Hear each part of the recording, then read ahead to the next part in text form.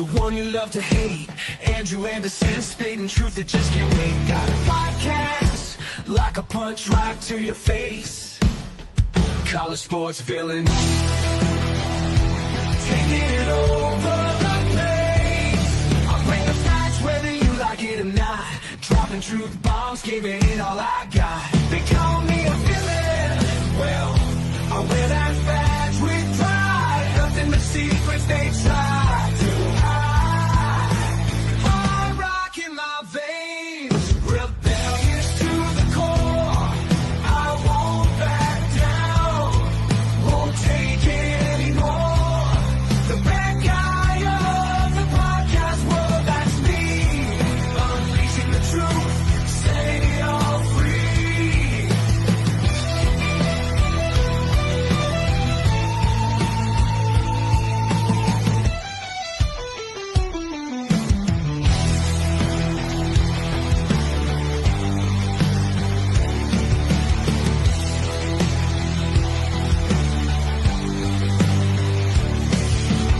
Unleashing the truth. Welcome to Villains, the podcast. It is the college football kickoff show. I have been so ready for this. We had football last week. We had a couple of pretty good games. That Hawaii game, man, that Hawaii game was awesome, man. I watched every minute of it real late. Stanford's not a good football team. I don't care. I loved it. I absolutely loved it.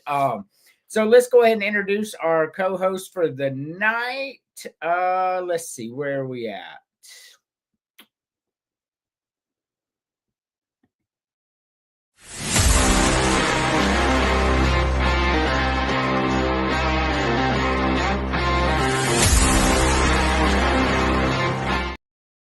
Chris, what is going on? Football is back. Yep. Noise is being made by some teams.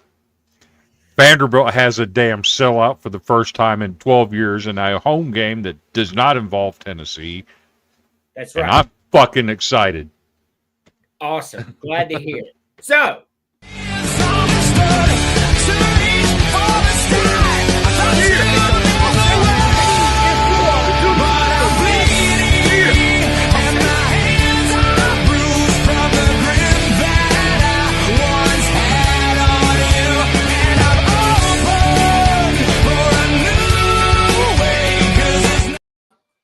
James, what is going on? Ain't nothing but a G thing. I'm so happy that college football is back and that football teams get to determine our attitude for a week for the next 7 months. I absolutely love it. So, without further ado, I know I'm being used. It's okay, man, 'cause I like the abuse. I know, playing with me. That's okay, 'cause I got no self-esteem. Oh, yeah, yeah, oh,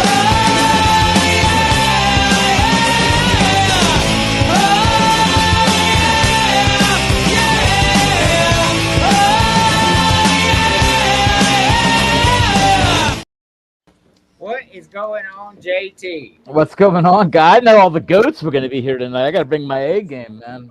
Wow. Oh, well, you know what? That makes sense why you're wearing the Rams jersey, because I saw the number. Aaron Donald, baby. Yes, sir. 280 pounds, and the man has a six-pack.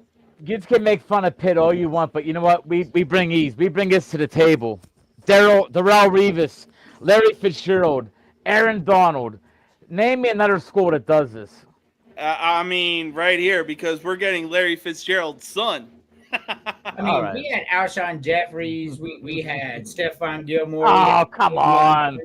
Come on. Don't Let's forget not act Javion like Clowney Clowney. was a major star. Alshon Jeffrey and Stephon Gilmore, the best corner in the league for a few years. Dan Marino, Tony Dorsett. I could go on and on and on. Yeah, I mean, Panthers, talking, brother. hey, if we are talking overrated players, we can bring up Dan Marino. No, but for old time's sake, So go on, Pittsburgh, steal my girl. I'm sorry. I just love I that. do. song. I like both of them, man. They're both great great entrance songs, man. They are. So we are going to start off the day with the FAFO. Oh boy. Uh-oh. Does this include? What's that, Chris? I said, would that include Boise State fucking around and finding out tonight? Oh, This one's even better. South Florida. Take me back down a cool road, y'all.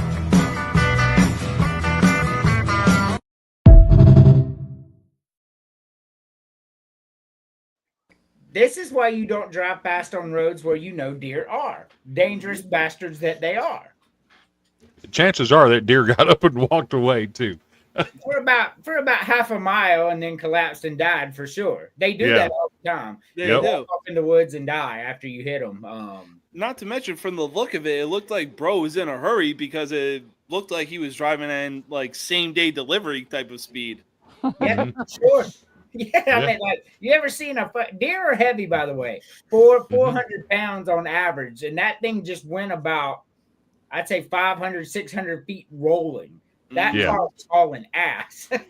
Yeah, Let's it just be was. thankful the dude didn't run into a moose because those things are fucking huge. So, have you ever seen a reindeer?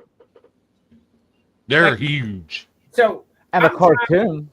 I lived in Georgia at the time, and I worked in the mountains of North Carolina, Western North Carolina, like the full-on mountains. And I'm driving home one day, and I was unaware that reindeer lived in North Carolina, and it's raining like a motherfucker. So it's like I'm driving, and the speed limit is 55. I'm probably going 45, 50 because when it's raining like that, I don't drive fast. Out of nowhere, this goddamn thing comes in front of me. I thought it was a moose. Like, I thought it was a fucking moose, and I hit it. And it fucked my hood all up. Like, I had to chain my hood down. Like the whole thing was fucked up. And then, so I'm sitting here, I'm like, that's a big goddamn moose. And so I Google it when I get home. I'm like, oh, that's a fucking reindeer. Because I was like, that's a strange looking moose. I mean, They're- honestly, I they're can large. see the misconception because of the antlers and everything. Oh yeah, for sure. But like I said, I can add a few. We'll add a few subjects while we're in the back. But I want to start off with this. This is the new Nike basic Gamecock. There will be some other combinations in there, but South Carolina is leaving Under Armour. Thank God, they're awful. And this is going to be some of the new lineups on there, man. I love it. Look at the ice helmet they got on the left with our stormtroopers, man. That is bad. I mean, that is just clean. I like the old school Gamecocks over there. That's the George Riser jersey on the right. In the middle, the little Carolina script above it, man. I really like that. I just like the way that looks. I did not pull one for each of your teams because this is my show. Pull it for your own. I like the Stormtrooper and the throwback over on the right. I mean, I like them all, obviously, but those are my favorite too as well, Chris. The extreme left and the extreme right are my favorite too. Those two are clean. Imagine putting the Garnet helmet on the extreme right. The old school Garnet helmet with the old school jersey and the white pants. That's classic. So here's my thing. I do love the Stormtrooper. Gotta love the classic blackout, especially when you're doing that for a night game. Yeah. But what is it? The middle one in between the middle and the far right, I want to say. Yeah. Red on red with the red helmet. If you like, just all red, head to toe. You know what I'm saying? So I like that one too, and I always wanted it, but South Carolina hasn't went all garnet. Probably since I was a kid. I'm gonna say 80s is the last time they rolled a whole garnet ensemble. So Just not something they do. Bloody black- tampon. the What's blackout. That's what it looked like, man. Damn. That's what it looked like. Man. That's a good one. Damn. He said full red head to toe looked like a bloody tampon. Definitely, man. I mean, Hey, that's what hey, look, people all do. red means a lot of things, But- but damn, I wasn't thinking about that anytime soon. That tells So- you where my mind is, man. So for me, the blackout is nice. My issue with it is everybody's freaking doing it. Well, here's- It's lost its luster, in my opinion. Well, that's not really our fault. South Carolina's been going all black since the late '60s, so this is not something new for us. This is our colors. This is what we do, That, and that's fair. that's unfortunate that they copied like that. And I'm just curious, like how some off blue and yellow school can try to make fun of the garnet and the black there, JT. With the weird blue that Pitt has. Pitt's got this color, man. Yeah, that's pretty rough. Why I is that will. I rough? will say this: when I started getting into college football, the only two schools I knew that were actually like really rocking the blackout uniforms were Wake Forest and Purdue. So Dude, right here. Look at this helmet. Look at this fucking helmet. Look at that helmet. That's a beautiful. That's a beautiful helmet. I mean, man. that's basically if the Rams did a reversal. Oh my God, he's putting it on. so, yes, it's going to be good. The one thing I will see here. Let's see.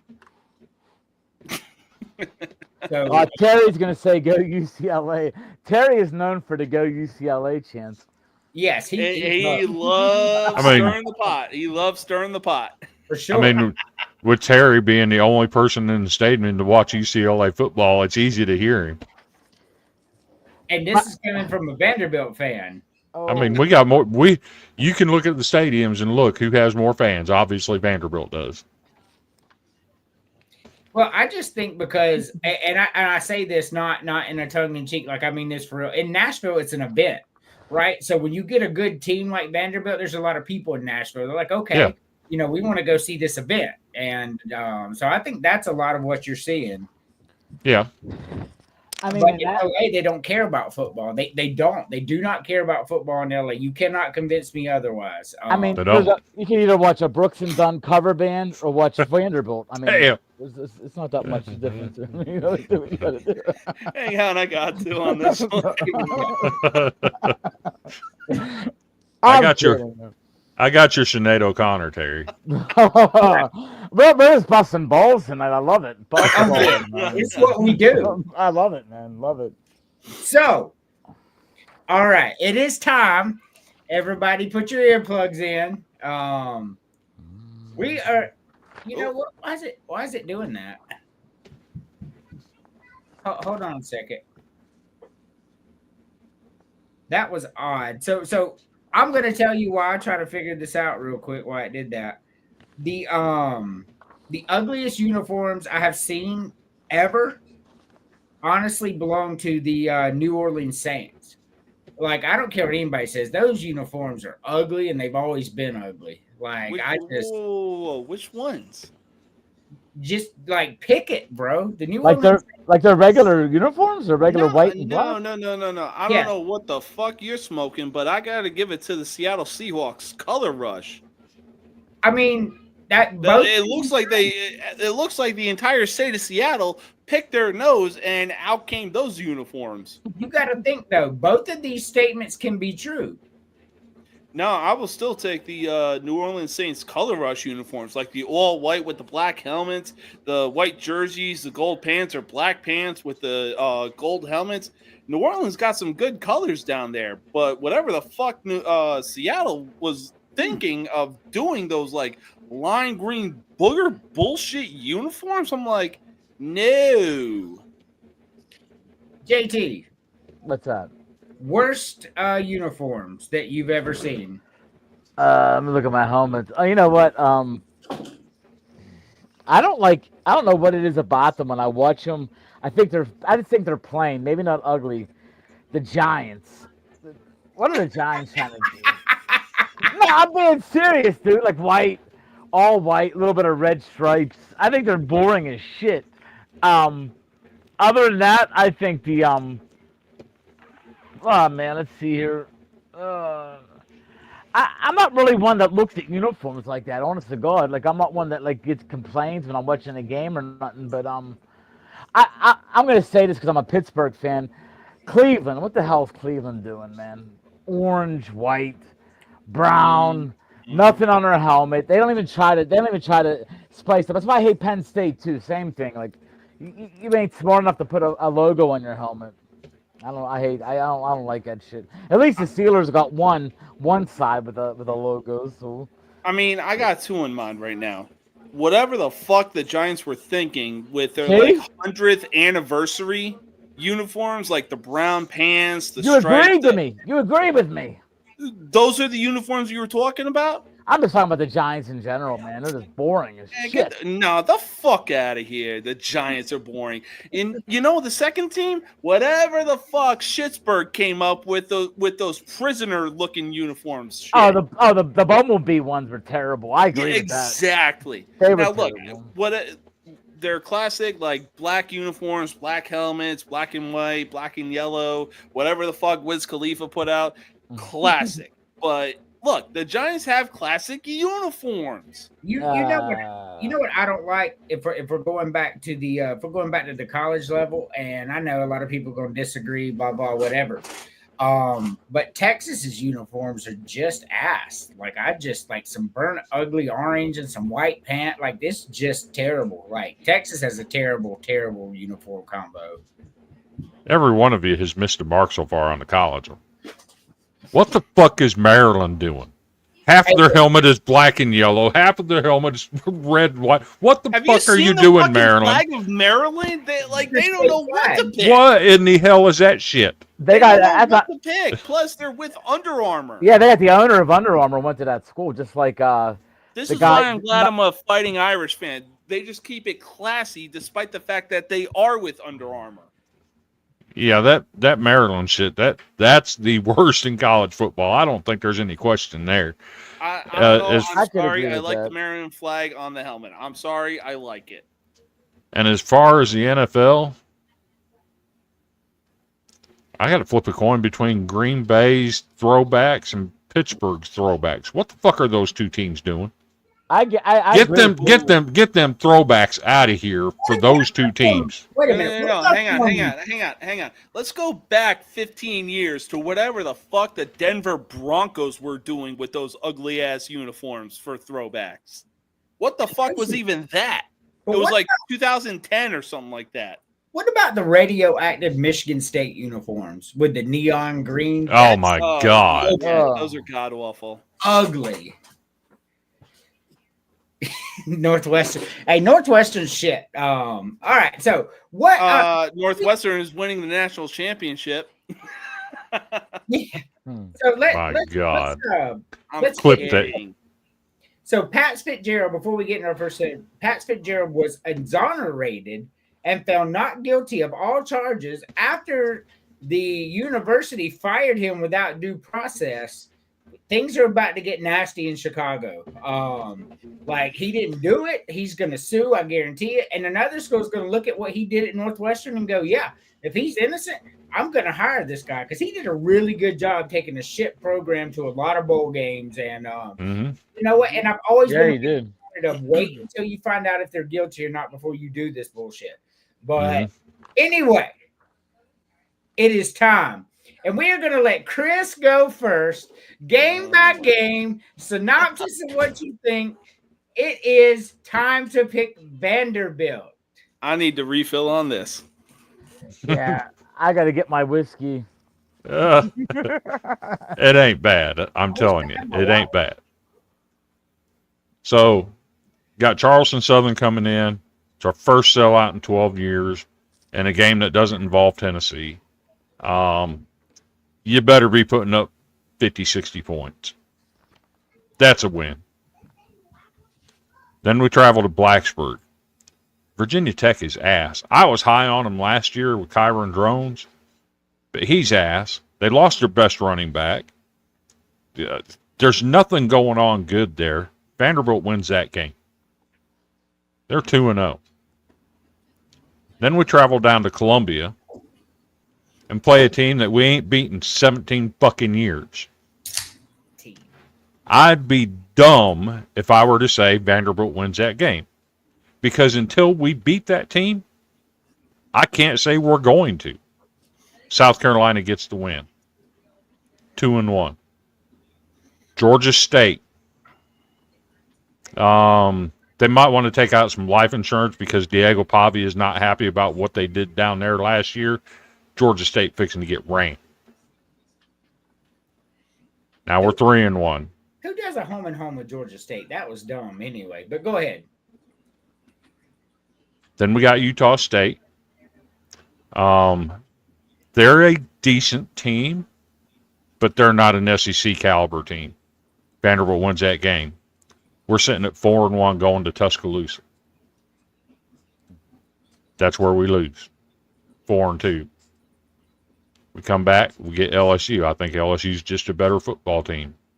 4-3. Then comes Missouri. Guess what Diego Pavia is not happy about? The way shit ended up there last year.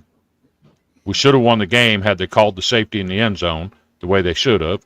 We would have won the game in regulation 22-20. Instead, we lose in double overtime. Missouri's coming to Nashville this year. They're fixing to get that ass whipped. Vanderbilt, 5-3. Then we go to Texas. Texas is just a better team. I have no qualms admitting that. 5-4. Then comes Auburn. Until Hugh Freeze can show that he can beat Diego Pavia and Jerry Kill, I can't mark that down as a win for Auburn. We're bowl eligible. Kentucky's not coming to Nashville and beating Vanderbilt. That's 7 wins. And then we go up to Knoxville. People forget that we had a 17-3 lead on them in Nashville last year. We just didn't have any depth. Well, guess who doesn't have depth this year? That's Tennessee. They have problems at wide receiver. They have problems on the offensive line. They have problems at quarterback.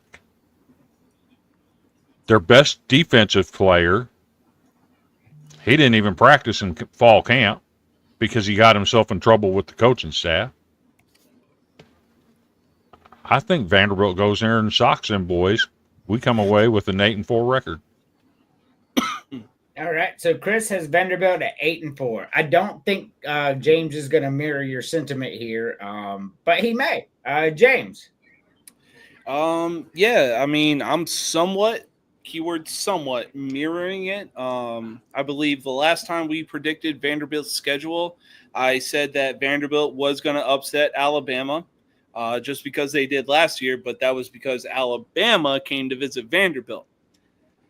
But since they're going to Tuscaloosa, yeah, they're going to definitely take a loss to Alabama. So I will retract what I said the last time we were predicting this, and Alabama gets the win. Now, I'm going off of environment here with this last game with Vanderbilt at Tennessee. Tennessee is one of the toughest places to play. I don't care what kind of team Tennessee has, what they're dealing with during the offseason, what their players have done. I mean, let's face it, Georgia has more players getting in trouble during the offseason, and they still come out during the regular season and win somehow. But going off of stadium environment, I think Vanderbilt finishes 7-5, taking the loss at Tennessee. 7-5. All right. JT. I agree somewhat with what he's saying. I can't see Vanderbilt winning 8 games in my lifetime, so I'm not gonna go there. And I can't pick against Tennessee because me and TJ have an agreement. If I pick against Tennessee, he's gonna bitch slap me. We were drinking adult beverages tonight, so together. So I think I got the Rockies right here, my man. And I do think Tennessee's gonna have a down year. I don't think they're gonna have as good of a year as people think, but Charleston Southern's an easy win. I love an underrated coach for me is Brent Pry at Virginia Tech. And I think playing at Va Tech's not an easy place to play, man. I don't care. I know they're not a great team this year, but that's a tough place. I think Virginia Tech gets that win. I think South Carolina beats them. They go 1-2. They beat Georgia State and Utah State. They go back to 3-2. I think they lose the next 3. I think Missouri beats them, LSU, Alabama, so that puts them at 3-6. They lose to Texas 3-7. They beat Auburn 4-7. They beat Kentucky, go to 5-7, and I think Tennessee has to win that game, and they win. So I think 5-8. Is that right? 13 games. 1, 2, 5-7. five is and what- seven. Yeah, I you think predict. 5-7. So you Well, got 5-7. all right. I see it like this. Who's Auburn's quarterback? Jackson Darnold? Jackson Arnold. Jackson Arnold. Thank Yeah. you. Okay. Yeah. I mean, He's- we're about he's to the- see the graphic soon, and He's- it's about to be facts. If it's at Auburn, I pick Auburn, but I think they can win that game. I don't think Vanderbilt's a bad team, by no means. I don't think they're. I think if they're in the ACC where Pitt plays, I think they win a bunch of games. I think the ACC is a very terrible conference this year, like it was last year. I just think that I think that gauntlet of them 4 games, I think it's going to hurt them. That the Alabama through Texas is going to be their downfall. Yeah. For sure. So we got 8-4, 7-5, 5-7. All right. So Charleston Southern, they're FCS school. They're probably, if I were to guess, the 4th best FCS school in the state. So this isn't really going to be much of a contest here. Virginia Tech. I predicted Vanderbilt to beat Virginia Tech last year, and everybody said I was crazy, and I was right. Well, I think Virginia Tech returns the favor this year. They're gonna be pissed off after the loss to South Carolina, because they've talked a lot of shit this offseason. Virginia Tech. They think they've got something up there. The coaches, the players, the fans. So I think they get them. I think Vanderbilt loses to South Carolina as well. But I do think they beat Georgia State and Utah State to go to 3-2. So JT and I are there. I think they lose to Alabama and LSU. I think that's how that's going to go down. But they do beat Missouri. I agree with Chris here. Missouri's going to be a really bad football team this year. That's just the way they lose to Texas. They lose to Texas. But they're going to beat Auburn. I'm not high on Auburn. Jackson Arnold showed that he could not perform last year with an elite offensive line that Oklahoma had, and now he's got a worse offensive line, better receivers, worse line. But it doesn't matter how good your receivers are if you're laying on the ground the whole time. That's just facts. They're going to beat Kentucky. Kentucky is probably going to be the worst team. I think Kentucky and Mississippi State are going to be the 2 worst teams in the SEC. I'm not sure Kentucky wins 3 games this year. Maybe 3. I haven't seen their out-of-conference schedule, but I don't think Kentucky wins a conference game. I just don't think it's going to happen. And I do think Vanderbilt loses at Tennessee. I got them at 6-6. So we got 8-4, 7-5, 6-6, 5-7. Like right down the row. All of us had different, but they were all within 1 game of the other. So, I mean, Chris, I'll be honest with you. Vanderbilt ceiling's 8-4. The floor is 5-7. That feels about right. I feel like we got this right between all of us here. It really depends on can Diego Pavia. I mean, I give him a lot of shit, but the kid's a winner. Not a fantastic quarterback. He's no Tom Brady, but he goes out there and wins. He's like Connor Shaw. That's what he reminds me of. Just somebody that just goes out there and wins. If he does not stay healthy, Vanderbilt does not win 6 games. If he stays healthy all year, Vanderbilt could very well win 8 games. So it just really depends on that factor right there. We talk about quarterbacks. Quarterbacks matter.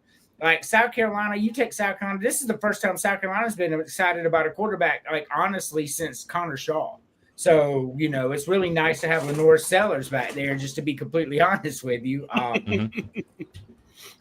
So I think it's going to be fun. We were going to do Tennessee too, but honestly, I was looking at it. I had some other stuff I wanted to talk about. I don't think Tennessee's going to be very good this year. But I still think they make a bowl. I don't think Tennessee's going to be super ass like Chris has got them losing 8 games or something like that. I see them going 6-6 as well. Chris is smiling, but he does, he has Tennessee losing to East Tennessee State. He won't lie. He'll tell you. And he does. He has them losing a bunch of games. He's got them going 4-8 this year. I don't think they're going to be that bad. I do think we'll see Tennessee in a bowl game. Do I think we'll see Tennessee winning 9-10 games? No, I do not. I don't foresee that for them. Hell, 8 wins is basically their ceiling. I think 8 wins really is the ceiling for Tennessee. I really do. So before we go, before the commercial break, I just want to throw this in there real quick. These take a few minutes. I don't care. Like my mom sent me this one earlier, and I was like, "Oh, this is a really good one." Pick your 3 favorite scoops. We'll start with Chris. We go right down the line. Let's see. I'm gonna go vanilla, number 1.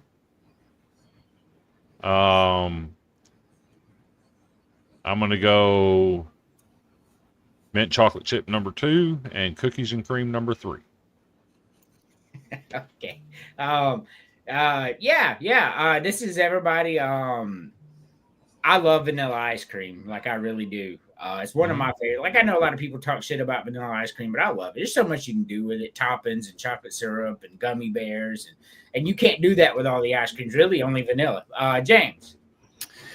Well, just when I thought that the Cubs winning the 2016 World Series, hell couldn't have frozen over any colder than it was. It basically just did right now, because I'm going to have to agree. I will go vanilla, cookies and cream, and mint chocolate chip. Damn. Strawberry cookies and cream and cherry jubilee. Okay. JT. Well, you guys are boring as shit. I'm gonna go. Look, I'll take vanilla just because I love chocolate syrup. I'll go anywhere I go. I get strawberry. Strawberry is my number 1, man. Anywhere I go, if they have a good strawberry ice cream, I'm going strawberry. So it's gonna go strawberry. I'm a sucker for cheesecake. I'm gonna take the New York cheesecake, and then third, I'm gonna go with some of these I don't think I've ever had in my life, but it sounds good. The caramel turtle's got to be phenomenal. So I'm gonna go caramel turtle. So caramel turtle is phenomenal. If you've never had it, so it is vanilla ice cream and it has little chocolate turtles in it with caramel inside, and then sounds amazing. I've seen it as the flavor of the day at Culver's, and I'm like, I want to try it, but if it ain't broke, don't fix it. And I just stick with my usual of what I get at Culver's. And isn't that caramel turtle kind of like the old Rocky Road? Yeah, a little bit. Well, what you see in there, all right, so like you have the chocolate turtles in there that have little caramels inside, right? Vanilla ice cream, and then you have caramel drip throughout the ice cream. So not quite like Rocky Road. There's no nuts in it or nothing. But Gotcha. Isn't there almonds thrown in there? No. Oh, could have swore there was like some kind of nut when it comes to turtle.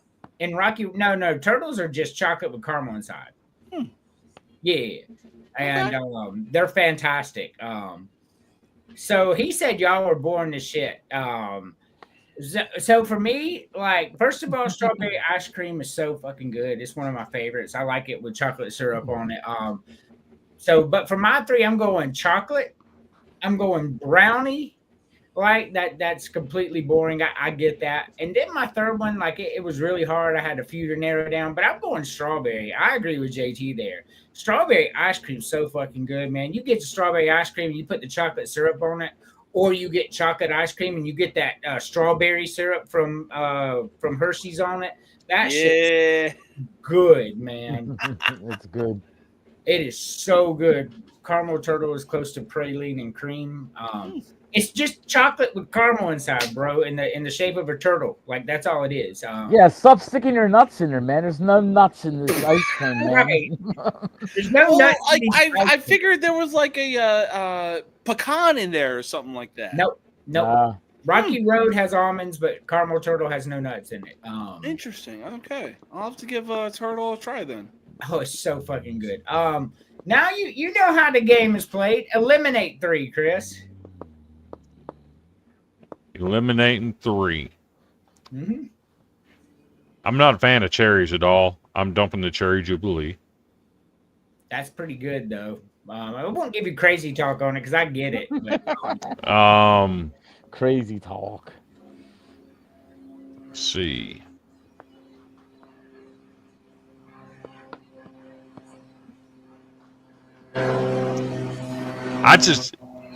I can't imagine raisin in my ice cream. Is that an airplane? It is. Yeah, I'm sitting outside on my balcony right now. Really? It is a beautiful 70 degrees. Why the hell would I not sit outside? Is that a plane going right over your head?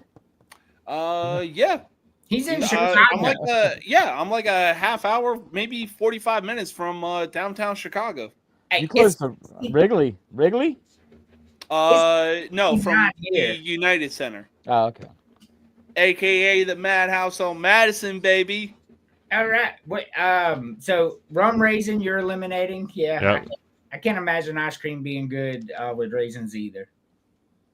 And then I don't know what the fuck this is. Cookie Monster. You gone. You know, I don't know what it is either, but yeah, I don't know. I would try it though. It looks like it has some caramel and chocolate specks in it, so I'm in. I think it's just vanilla ice cream dyed blue with chocolate chunks and caramel is what it looks like. I'd eat it. Yeah, the same thing as a green beer on St. Patrick's Day. Yeah, I'd eat it for sure. James. So I've had the Cookie Monster. There was a place in El Paso called the Baked Bear, and the Cookie Monster was the main attraction. So I'm not going to eliminate that anytime soon. What I will eliminate, though, is fucking cotton candy. Oh, yeah. Just look, it's better in its styrofoam form that you get at like a fair or carnival or what the fuck ever, but in ice cream form, like Kevin said from Home Alone, I don't think so. Next up, why the fuck is this even an ice cream flavor? I'm getting rid of bubble gum. I'm sorry, that can kick all the fucking rocks. I will have Cherry Jubilee before I have bubble gum. I've had the bubblegum ice cream. It's not as bad as you're thinking, but never in my life, if I had choices of ice cream, would I be like, oh, give me the bubblegum. Exactly. So I agree with you there. No crazy talk. All righty, JT, you want to give us our first crazy talk of the show? Well, I was going to say third and finally, I'm sorry. eliminating the rum raisin. You know what? That shit do look nasty as fuck. I'm not going to argue with either of you on that. Plus, much like potato salad, raisins don't belong in ice cream. Yeah, I'm not eating raisins in my potato salad either. JT with your Aaron Donald jersey. Dude, I think me and James just became best friends. We just become best friends. That's the same three. F cotton candy. They try to make cotton candy everything. Cotton candy lollipops, cotton candy popsicles. But right now, see what the world we're living in? They're trying to make dill pickle everything right now. Right now, there's pumpkin everything. I drank pumpkin beer today. Okay, well, look, we're approaching fall season, so PSLs aren't too surprising. Pumpkin's great. I like pumpkin beer. Don't get me wrong. But I've had pumpkin beer and it's good. But bubblegum ice cream, same thing. I mean, bubblegum's another flavor that just drives me nuts that people try to put it and everything. And then cotton candy, and I can't do ice cream with raisins. I like raisins, but not in ice cream. It's a terrible mix. Yeah. So those are the three. Mango was close because mango's another thing. I'm tired of everything being mango this, mango that. F mango. I don't know. I really would consider giving mango a try. Now, mango is disgusting. And it is the first one that I am eliminating on this. I don't like mango anything. Mango's just nasty. That's disgusting. The second one I'm eliminating is the New York cheesecake. Like, I don't want my ice cream ruined. That's crazy talk. I don't want my ice cream ruined with that bullshit. And third for me, like, it was a close race between cookie dough and rum raisin, but I can stomach cookie dough with some chocolate syrup on it. I don't think I could eat the rum raisin with anything. So that's got to go. We're all going to agree on that. That looks just absolutely fucking disgusting. I don't like mango anything at all. So let's. So Terry, is that when they do like the rolling ice cream? So while he answers that, before we take our only commercial break, let's do another FAFO.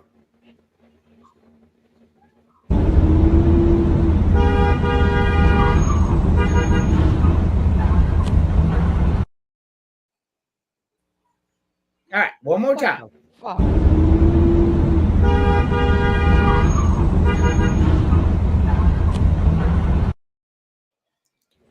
So the backstory: the guy was sentenced in court, ran. The cops were chasing him. He tried to carjack the guy, and the guy ran him up against another car. Like, that looked like it hurt. Oh yeah. Oh, that definitely hurt, man. I was about to say, I'm sad to say that it looks like it took place in Chicago. Huh, they package it. I can't remember where it said it was at. It was a major city in the U.S. though. It might have been Chicago. I'm not sure. But with that being said, we're going to take our only commercial break. We'll be back in 2 minutes.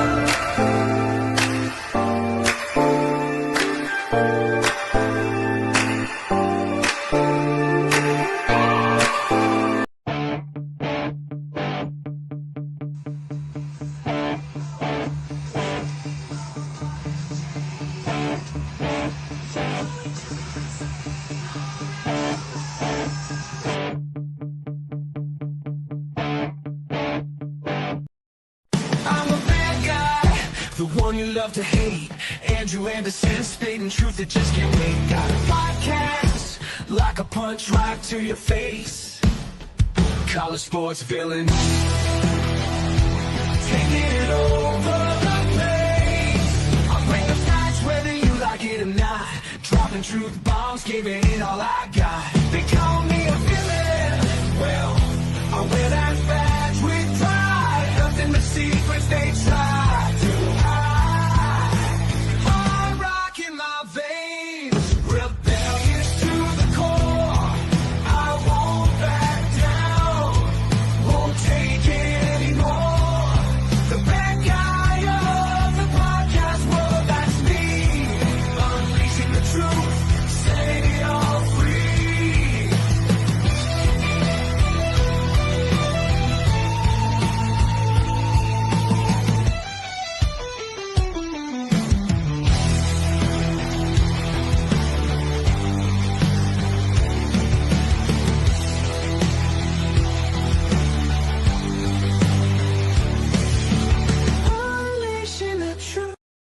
Welcome back to Villains of Podcast. I'm just catching up on some scores right here. NC State 17-7 over East Carolina. They started the game 17-0. They scored every possession they had. And then they had a mix-up on defense. They substituted. East Carolina did not, giving them a jump out, 65-yard touchdown, 17-7. And now here we are in the third quarter. 4 minutes ago, still a 10-point game. So that's a kind of a big deal. Missouri's up over Central Arkansas. Duke and Elon tied at 10 in the third quarter. Absolutely. Duke is going to be the NC State this year of last year. Of course, we have Nebraska and Cincinnati and all this good stuff. But we have come to the point. We still got a couple more subjects, so y'all don't worry. We are going to go ahead. We do have an update on the Missouri game. I did check the score. It was 26-0 at halftime.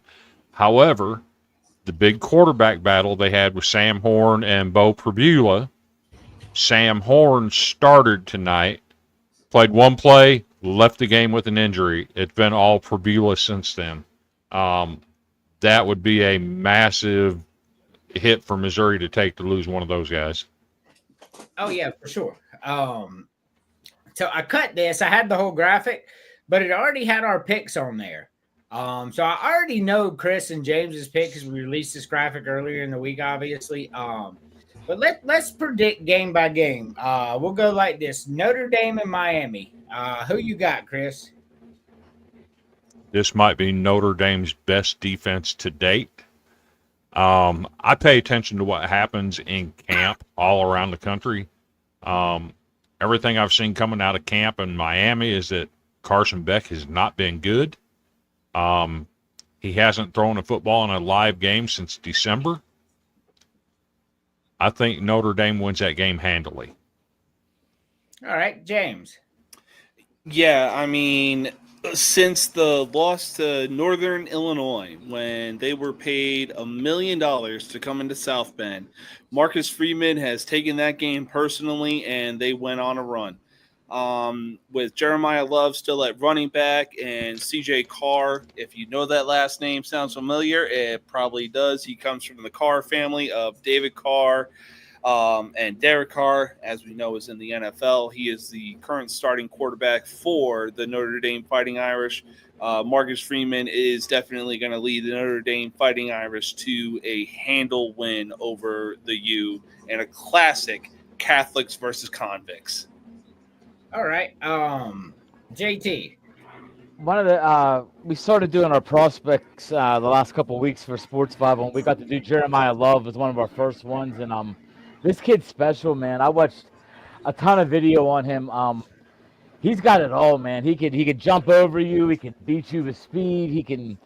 He's a unique running back that you're not used to seeing at Notre Dame. You're used to seeing like the big, like a Jerome Bettis kind of running back. He's not like that. He's got a little bit of like Saquon Barkley in him, which is crazy. And I think Miami could go down as one of the most overrated teams in the top 10 right now in college football. I think if I had to pick one team that I guarantee won't be in the top 20 at the end of the year, I would put my money on Miami out of the top 10 teams. I think Notre Dame beats them pretty good, like 27-10 kind of win. All right. I'm not sure what kind of reporting Chris is getting out of Miami camp, but they showed several videos that they talked to the coaching staff. The coaching staff fully expects Carson Beck to be at the Heisman ceremony at the end of the year. They wouldn't say that if they don't think he was being that good. So I think Miami's going to be really good this year. I think Miami's schedule allows them to stay in the top 20, to be honest, because they don't really, outside of Notre Dame, like they've got it pretty easy. They may take a couple losses, but at the end of the day, Notre Dame's a better team. I say all that to say this. Notre Dame's going to win this game. I don't think it's going to be a blowout like y'all are thinking. I'm thinking, 21-20 type of game. Unfortunately, in Miami, the fans don't show up, so... Yeah, so it's not going to be much of a home field advantage. Give me Notre Dame by 3. And, all right, Alabama at Florida State. So I'm picking Florida State to lose this game. I think Alabama wins it. However, when you take a deeper dive and look into it, Ty Simpson's a starting quarterback at Alabama, right? He's had one start in his career, and he was not good. I do think he's a better fit for the Ryan Grubb offense, so we shall see what he does. We saw last year when teams started double teaming Ryan Williams, Alabama's offense kind of went to shit. The secret's out on Ryan Williams. Oh, did you know he's only 18? I mean, had to go there. But Florida State did a really nice job in the portal. They brought a bunch of dudes in that have won a lot of games at other places. Their starting wide receiver is Squirrel White, who has 2 wins over Alabama. They brought in a left tackle who beat Alabama last year. They've brought in some dudes that have won games against Alabama. So even though I pick Alabama to win this game, don't be surprised if there might be an upset or this game is closer than what people think it is. I still got Alabama winning the game. All right. James. I will say this. Alabama is no stranger when it comes to playing in hostile environments, but they find a way to overcome it and just walk out of the win. Florida State is definitely a hostile environment with fans doing the chop that they basically stole from the Braves. That's my opinion. Do with that as you will. But overall, I'm going to take Alabama. So we got a resident Florida State fan here. JT. First off, I don't know who was in the. I don't know if Chris was there, James was there, but we picked the. We did the Pitt schedule, and I picked Florida State to beat Pitt, and you guys were like, "Oh my God, no, you're crazy. They're terrible." So how are we going to do? How am I going to pick Alabama to lose to Florida State when Yins got on me for picking Pitt to lose to lose to Florida State? Alabama's going to destroy them. I think Florida State's going to. They got better. They got better than last year, but Alabama's just going to annihilate them. I think Florida State's a good team for the ACC. I think they'll beat Pitt. They'll beat teams like that, but they're not going to beat Alabama on the national stage. And you remember that, right, Andrew? I'm not making this up. We did the Pitt schedule, and I was the only one that picked Pitt to lose to Florida State. And the guys were like, "Oh," I'm like, "Dude, Pitt does not beat Florida State. No matter who, Florida State could have 6 nuns playing on offense. Pitt's gonna lose to Florida State. That's just the way it is in Pitt. But this ain't out of the games you listed here. This is the one that should be hands down a gimme. If I had to bet a team straight up, I would say this is the game. I take Alabama, and I have no problems with it whatsoever. All right. So for me, Florida State, I think, ended up being, if I'm not mistaken, ranked 8th in the portal rankings, which does, that's not terrible at all. However, they were really bad, and what they brought in could not have addressed all the needs that they wanted. I vote JT suspended. Is a Florida State fan. Did not address the needs. They're not beating Alabama. I think Alabama wins this game pretty handily too. I think Alabama goes into Florida State and lets Florida State know pretty quick where they are as a program. I don't think Florida State's it's at Pitt too, right? I can't remember, but the Florida State game. Yeah, it's at Pitt, but that's why I picked Pitt to win that game. Florida State is good, but Pitt has no home field advantage. Man, I as much as I'm there for every game in the media, and I look down below me, and I'm like, this is pathetic. Like it really is. But by the way, my Aaron Donald Hall of Fame jersey switched into Julio Jones. No, Larry Fitzgerald. Larry Fitzgerald Hall of Fame. Oh, okay. I saw 11. That's what Julio Jones rocked. It's amazing how these Pitt. I mean, I'm hoping it doesn't turn into a Tony Dorsett Hall of Fame jersey, but You never know, man. You never know. That's Man, what Tony, happens here, Pitt. Hey, Larry Fitzgerald, Mr. Hands, man, that dude was literally catching anything but COVID. for sure. All right. Larry Fitzgerald is one of the greatest of all times. He had more tackles than drops. That's the most amazing. That's one of them amazing stats that you'll never. He had more tackles, like catching a guy, getting an interception, tackling them than he did drops, which is mind-boggling. It's a Well, he has mind-boggling more stat. tackles because he was the only option for Arizona to throw to for so many years. So there was a lot of double coverages they threw into. That's true. That's That's just where true. you've seen a lot of that. That's Plus, that's definitely true. Plus, I'll say this: what was it? 2008, 2009 Super Bowl when the Cardinals met the Steelers. That was a great game. I'm sorry, Larry Fitzgerald deserved that Super Bowl. I'm gonna tell you what, that game was one of the hardest games I ever watched in my life because I love Larry Fitzgerald. I got to go every pick game during his Heisman run, but he should have won the Heisman. But they gave it to Jason White. That's one of the worst things I've ever saw in my life. Jason White got the Heisman, but when that game was the most amazing game. If you watch the highlight too, when James Harrison returns that interception, Larry Fitzgerald was the only guy that was even had a chance to make the tackle, and he was 6 inches short of winning the game for the Cardinals. Because if he gets tackled there, the game's over. The Steelers don't win that game. Yeah, unfortunately, that was the turning point for the Steelers, where it was like, yeah, unfortunately, Pittsburgh is going to win this Super Bowl for sure. It was a good game. But we're going to move on to Virginia Tech and South Carolina. South Carolina is the home team here. It is the Chick-fil-A kickoff game in Atlanta, being Mercedes-Benz Stadium. Virginia Tech has announced their intentions to wear their home jerseys, their home colors, even though they are the away team. Boy, this one's going to be fun. South Carolina is an 8-point favorite. Money line is shifted to South Carolina from Virginia Tech earlier. Well, we'll get into this. Chris. So I can't remember the running back's name. He had a long ass name. They could run for miles last year. Started with a B. He's gone. Kyron Drones. Bayshell Tootin. That's it. Yeah, he got drafted. Yeah, Tootin's gone. Kyron Drones showed me last year that he was not what they made him out to be.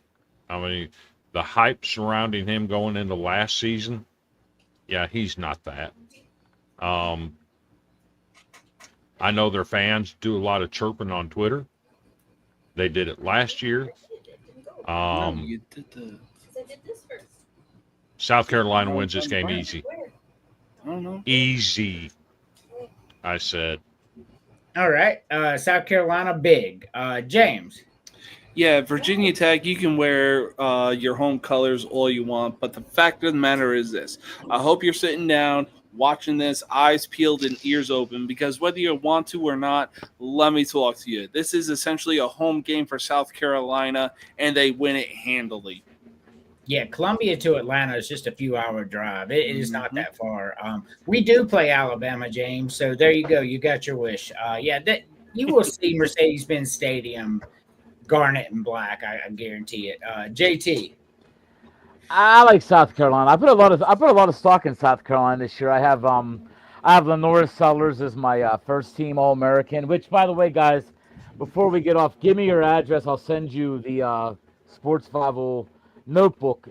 And this notebook is great, man. During games, you open it up. They have every player that you're watching's in here, pretty much. You just write some notes on. Get into draft guide. We do at the end of the year, but I said it earlier. I love Brent Pry. I think he's one of the best young coaches in the country for Virginia Tech. But I think he's overmatched here. I think South Carolina is going to be a team on the mission early on. I think they win. I don't think it's as big as you guys think, but I think they're going to win. Maybe like a 31-23 kind of game, something like that. But I think it stays close to the end. But I think Sellers and South Carolina pulls it out.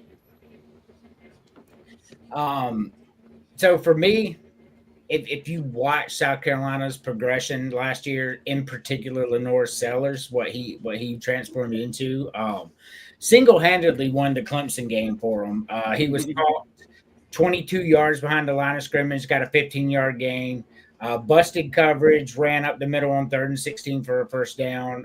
2 rushing touchdowns in that game. That's too much for Virginia Tech's defense. They're not very good on defense. Offense, they're manageable, but they're not putting up a lot of points on South Carolina. So it's really just depends on South Carolina's offense how this game goes. South Carolina's going to win this game one way or another. I've got it about 31, I'd say 17 personally. I think South Carolina scores pretty easy up and down the field. You got Nicholas Harbor, who's the fastest man in college football out there. You got Mazio Bennett Jr., who chose South Carolina over Tennessee, Ohio State, and Texas. 5-star running back. They said he's the best he's looked. Give me South Carolina here by about 2 scores. So now we get into the 2 biggest games of the day. Texas at Ohio State. Chris.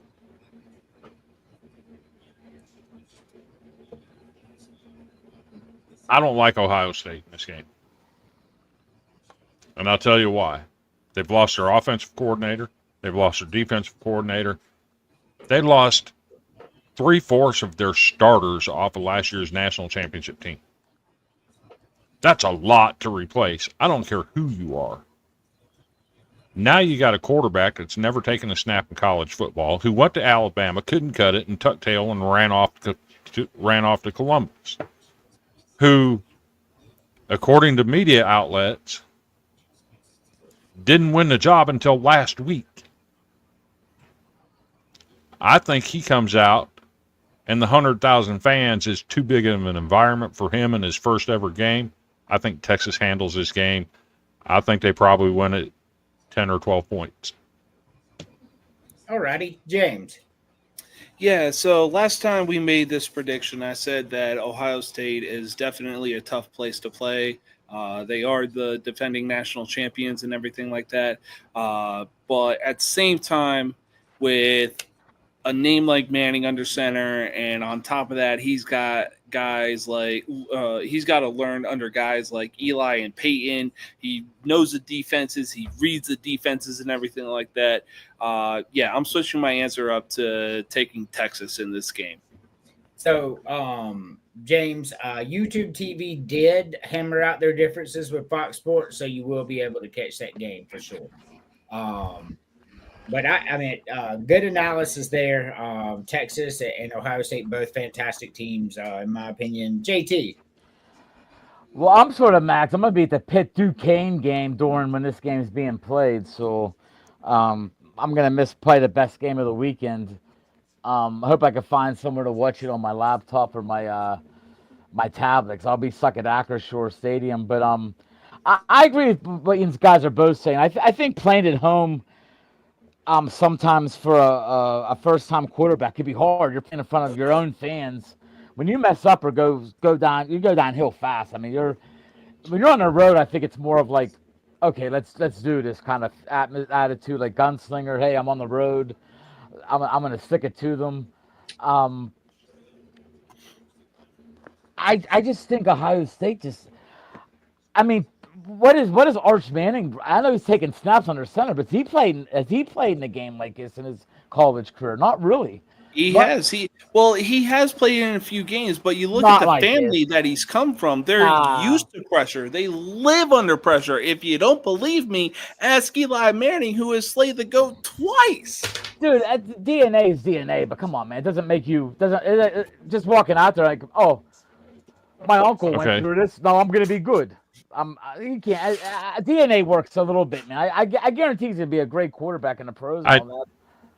JT, I get what you're saying, but he has started games in the college level. Julian Sands hadn't even taken a snap in a college game. That's a massive difference. You know what? Give me Jeremiah Smith. Give me a guy that can just give the ball anywhere near Jeremiah Smith.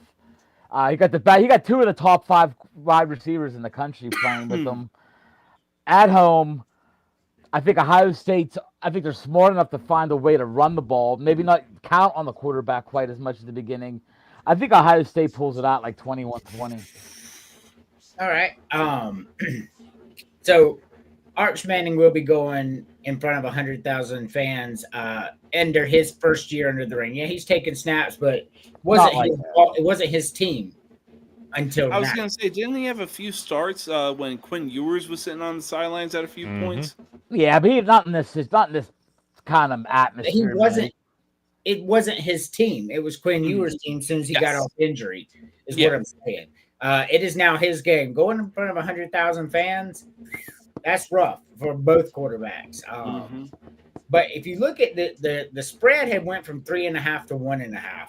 You get 3 points from being at home. So that tells me that Vegas thinks that Texas is going to win this game.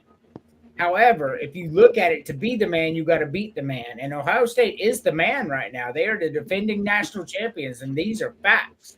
However, I'm going to agree with JT, but at the same time, I think it's the other way around. Give me Texas over Ohio State 21-20. I like the score. It's gonna come down one way or another. Either JT's gonna be right or I'm gonna be right. That's how I think this game's gonna go down. I think it's gonna be that damn close. I think Arch Manning's gonna have the nerves and the shakes too. 102,000 fans in his first. I mean, this finally his team. They got all their number one team in the country that predicted to win the national championship. That's a lot of fucking pressure. I don't give a fuck what your name is. At the horseshoe, man. The horseshoe's gonna be rocking. I understand. I mean, it's a whole. I mean, I agree with what Chris said. Like, Julian Sands, his asshole's gonna be tight, man. That's your own fans. That's even worse. That's your own fans. So your first game as a college quarterback, you're playing in front of girls that you want to bang in your calculus class. You're like, oh shit, I'm 3 for 8 with 3 interceptions now. I gotta look at these people when I go back to school. So I get that point. Don't be sleeping on them nerdy girls now. I'm just saying though, man. Like you got sometimes that first game for a college quarterback where Julian Sands going. Part of me says he'd be better off playing at Texas because, like I said before, it's a little bit. I think it's a little bit more lax. Like I think that's why I think Manning might be all right because it's on the road. But I still think Ohio State just, dude, they got so much people depth. My God, they got their 5th running back who'll be starting at Pitt. I mean, they got so much depth, man. They're gonna find a way to change it up. Maybe make it so that Sayin ain't the main thing, but he's still throwing to 2 of the top 5 receivers in the country. I'm sure they're gonna have plays set up. Or I mean, Jeremiah Smith is just, he's amazing. I mean, just get the ball to him, man. I mean, they're gonna run the ball. They're gonna set up the pass. It's gonna be a close game no matter what. So I can't put you guys down for picking Texas. I think it's gonna be that close of a game. It's a coin toss. He sees you vaping. He calls you Bad Breath James. What's up, Dominic? This is Blue Raspberry. Fuck you very much. And go ahead. Were you saying something? Who, me? Yeah. No, I was gonna say my vape has I think orange or something in it. It's a weed vape though, so I gotta stop hitting it because I'll be up till 3 in the morning. Or I'm sorry, blueberry lemonade. Oh, that sounds good as hell. Oh, it is good as hell. I promise you. What are you rocking, Andrew? Raspberry banana. Are they weed? Are they or just regular vapes? Regular vapes. Yep, I got 25,000 puffs on this thing. I got old school Cali. This is weed. It's like oh, that's like I forget. It's like actually it's cherry, something cherry, but it's a weed one, man. I hit it at work and throw my smoke in the toilet so no one sees me smoking. It's all right. It's all good, man. That's right. Hell yeah, man. Hell yeah. I'm sure people do that all the time, go in the bathroom and vape. But now it brings me to what I think is going to rock the landscape one way or another of college football. Just like this game, this one's also going to shape the season and the playoff implications in week 1. LSU going into Clemson, week 1. Chris. All right. So I have Clemson playing in the national championship. I think them and Penn State are the 2 best teams in the country. LSU brought in a lot of players in the transfer portal that they're expecting big things from. I know one of them I think will be big in the return game. That'll be Barryon Brown. But as a wide receiver, I don't see him doing much. They call him Brick Hands Brown for a reason. He led Kentucky and dropped passes last year.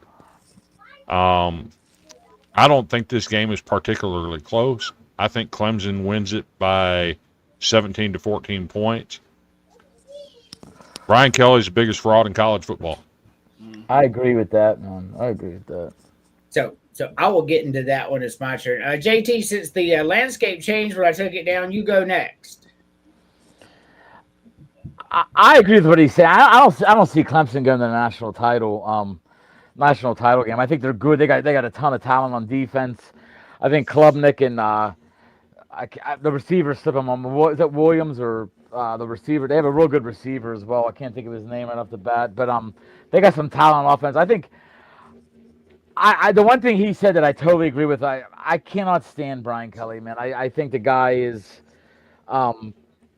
like you just said, man. He's just one of them guys. He came here and started speaking. He sort of sounded like Andrew talking to the media, man. He had an accent all of a sudden. Like, where the hell did that come from, man? But Bro tried to do his hardest Coach O imitation. Yeah, I don't like the guy. LSU, let's not forget that they got a ton of talent. They do got talent. I mean, Nussmeier's a good quarterback. They got talent around him. But I think you're right. I think Clemson finds a way. I think it's gonna be lower because I think the defenses are a little bit better than we're giving them credit. I want to say like a 20-10 kind of game, like a sort of a sloppy kind of, almost like that Iowa State game over the weekend where it just starts real slow and plodding, and then it picks up as it goes on. But I have Clemson. All right, James. Yeah, I mean, look, the common trend is the fact that Brian Kelly is the biggest fraud in college football. And me being a Notre Dame fan, I can easily attest to that because we were supposed to win the national championship in 2012. But like Manti Te'o said, when Notre Dame was walking out and they saw Alabama walking out, man, oh man, did every butthole on that Notre Dame team clench the fuck up. And, well, we all saw what happened. Since then, the closest that we've gotten has been Marcus Freeman coaching us to another national championship appearance. But that aside, yeah, Brian Kelly is the biggest fraud in college football. And I really don't see any reason why Clemson shouldn't win this game. They win this game by 10, maybe even 20 points. All right. I'm going to pick Clemson here. I agree with JT. These two defenses are better than the two offenses, even though they have these spectacular quarterbacks. So Clemson has three people on their defense. Hold on one second. Okay. Clemson has three people on their defense that's projected to be top 10 draft picks just on their defense alone. That defense is great. We are going to see about a 21 to 10, 21 to 14 game here. It's going to be low scoring. Clemson's going to do more scoring than LSU, I think. And I think Clemson wins this game about 21 to 10, to be honest with you. I like that defense is not, as a Gamecock fan, I know y'all are looking at me. It makes me sick to say these things, but you can't ignore what's in your face, and that Clemson defense is in your face. And I am not looking forward to playing them this year, especially since Lenore Sellers beat them last year, got the interception.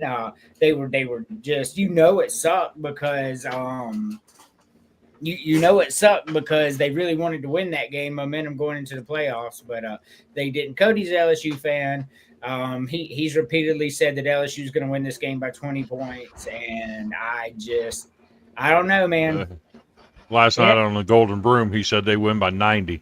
Oh, 90, yeah. Yeah. We all know it's Cox by 90. Andrew, by the way, if I could cut this tape up real easy, you basically said Gamecocks, and then he said, in your face is tough. I was like, I could just mix that up real quick and Cox in your face, and you'll be like, what the hell was Andrew talking about during that, man? Just Gamecocks in my face. and it just makes it sound like it, man. Hey, feel free to clip anything you want. I do not care. I don't care if people make fun of me. Like if I, it's all fun and games. So I ain't making fun of you. You said Gamecocks, and the next thing you said was, when they're in your face, it's hard. I'm like, oh man, that's a. I can mix that up real quick and make it sound like Andrew was talking about a Pornhub movie instead of the podcast, but it's all right. James, South Florida, the Orange Black website. South Florida did win. So 34-7. 34. I have live footage of Chris after Vanderbilt starts 2-4.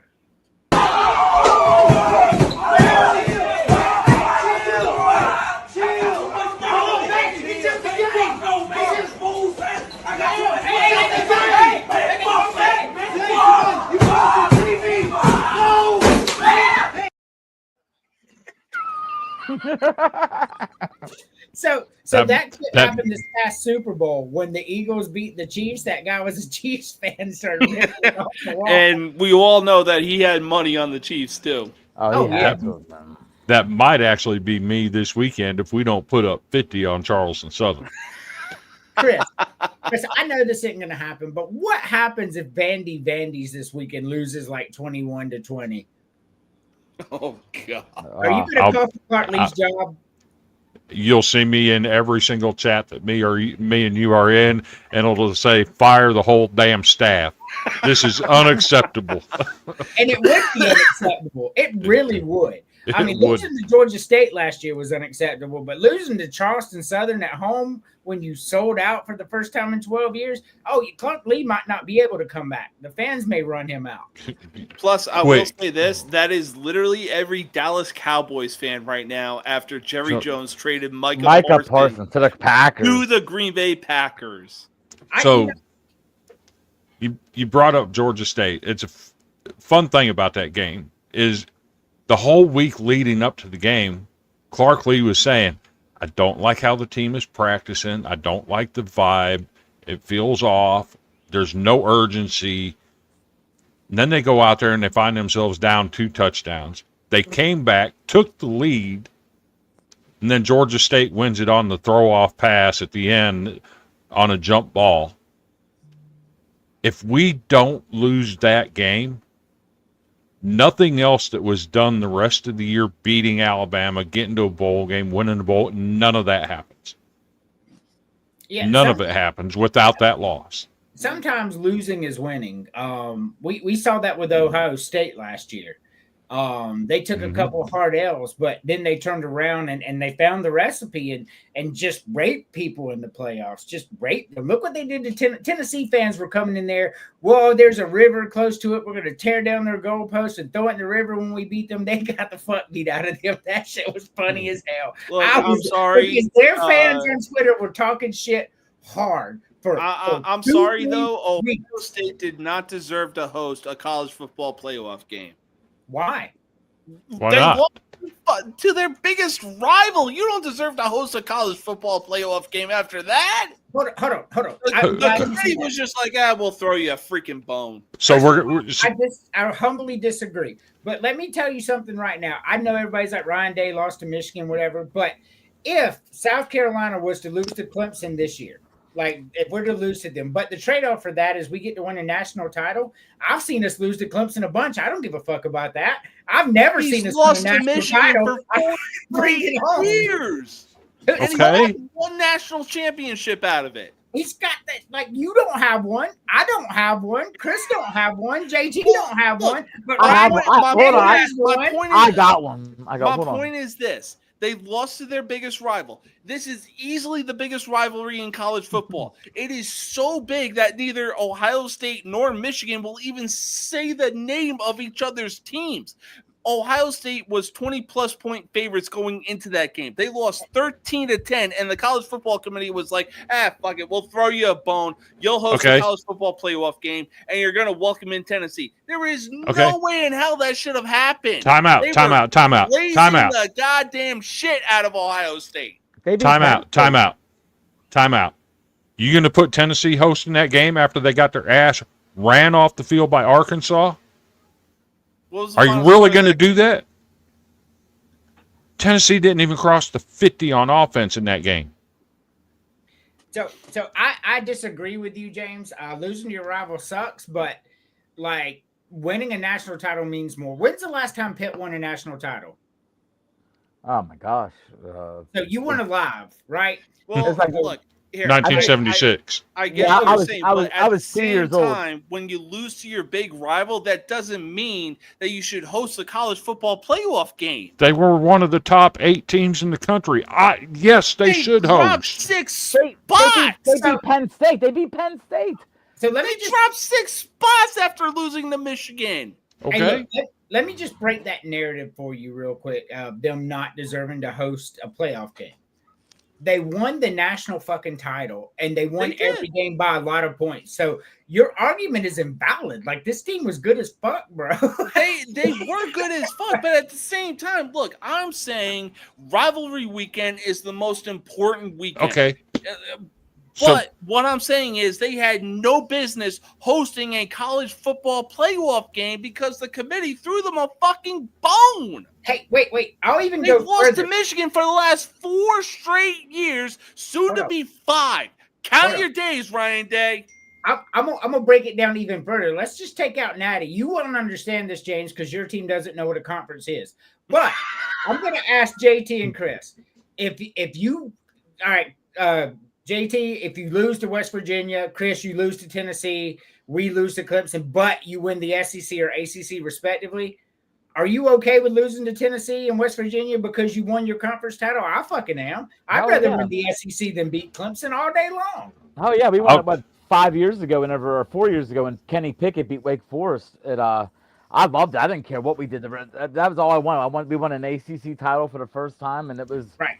the best feeling I ever had. I was at that game. It was amazing. So I agree with what you're saying. I agree sort of with what you're saying too, James. But you can't hold it against a team, even though they were favored in that game. That it's a rival game, man. I mean, that you throw all the stats out the window in a rival game, man. Especially that series. I mean, I agree. Michigan was a bad team that year. They weren't good.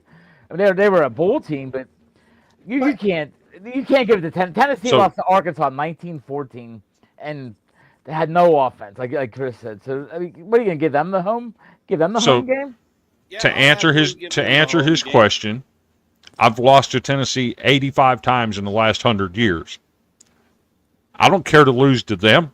Give me the SEC title. Give me the national championship. Fuck that rivalry. Yeah. But I mean, your argument, James, sounds exactly like people saying TCU didn't belong in the playoffs. Guess what? They beat the number 1 seed on the road, won a playoff game, and earned their place in the championship game. You're saying the same shit. It's dumb. Man. TCU, who was it? Who did they beat? Michigan? They beat Michigan at Michigan. On a neutral fucking site. It was at Michigan, it wasn't at Michigan. It No, was, it was in a dome or something. I remember that game. it's neutral. Indianapolis. Yeah, they ran all exactly over a them. neutral fucking site. They beat the number 1 seed in a road game and won their Road right game, to Ryan. be there. Georgia was the number 1 seed. No, Michigan was. No, yeah, Michigan was. Were they? They were the that they was were the the year- number 1 seed. That was the year before Michigan won the title. They were even Yep. better. People thought they were better the first year. Then But- they came back and won the That's a title. team that had Aiden Hutchinson on it. Look, Yeah. I understand what James is saying. Like I love. I get it. I get it. I hate losing. But they earned it. They earned that home field. But I still don't if the think trade off is, I'll even go deeper down the rabbit hole before we go to the next one. Now we got to move on. I will lose to Clemson 4 straight years if it means I get to win a national title. Oh hell yeah! Yeah. I've lost to One Tennessee national 85 title times in 4 years after getting your asses kicked by your rival. I've They're lost still to the Tennessee. reigning national champion. I've lost to Tennessee 85 times in the last 100 years. Another one ain't going to hurt me as long as I get that gold football, you know? I would let the mountain queers come into my house, take my couches, light them on fire, beat me 40-0, and then win the national title, man. And I would say Go home, mountain queers. That's what I would scream at them. They, But JT, they're throwing the couches away so they can sit on your face now. I mean, that's the kind of billboard they're putting up. Damn it! That was their sorority. Dude, they're crazy. They're crazy ass people there, man. Yes. When you go to a Pitt West Virginia game at West Virginia wearing Pitt colors, it's literally one of the scariest moments you'll go through, man. I don't know what their fascination is with couches, but West They light 'em on Virginia fire, and couches, man. yeah, it's crazy. All right. So before we go to our final subject,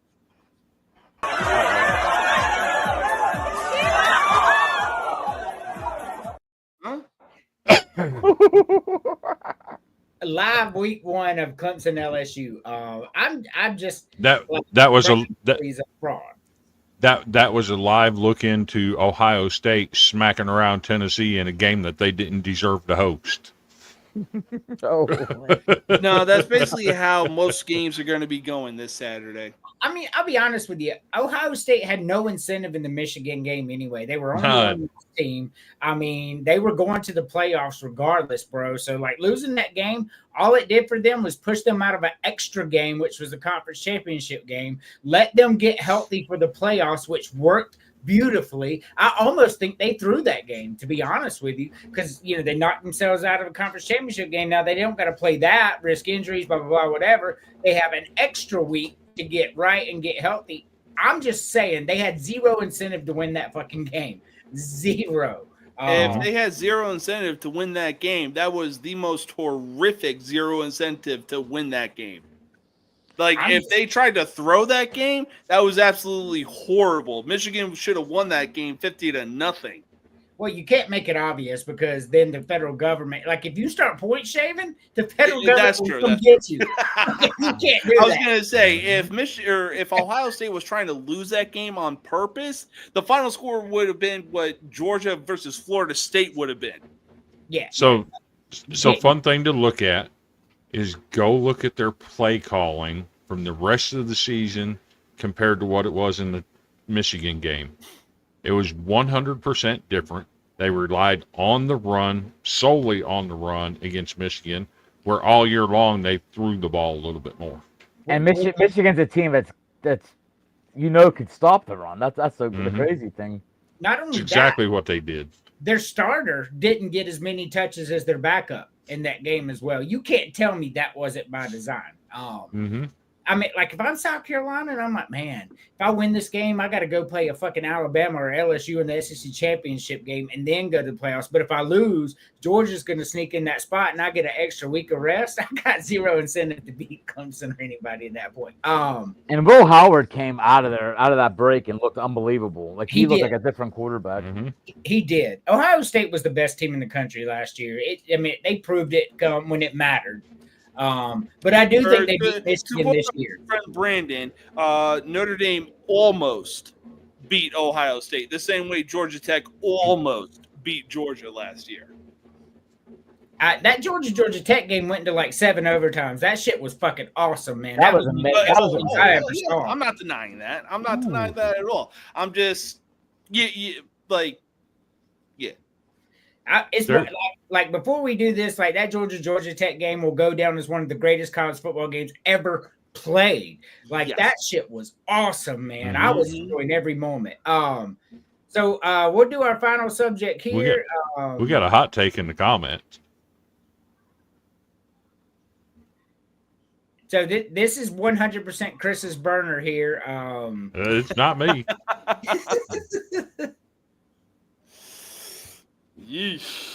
I mean, Army. Look, I love the service academies, bro. Go Navy, beat the fuck out of Army.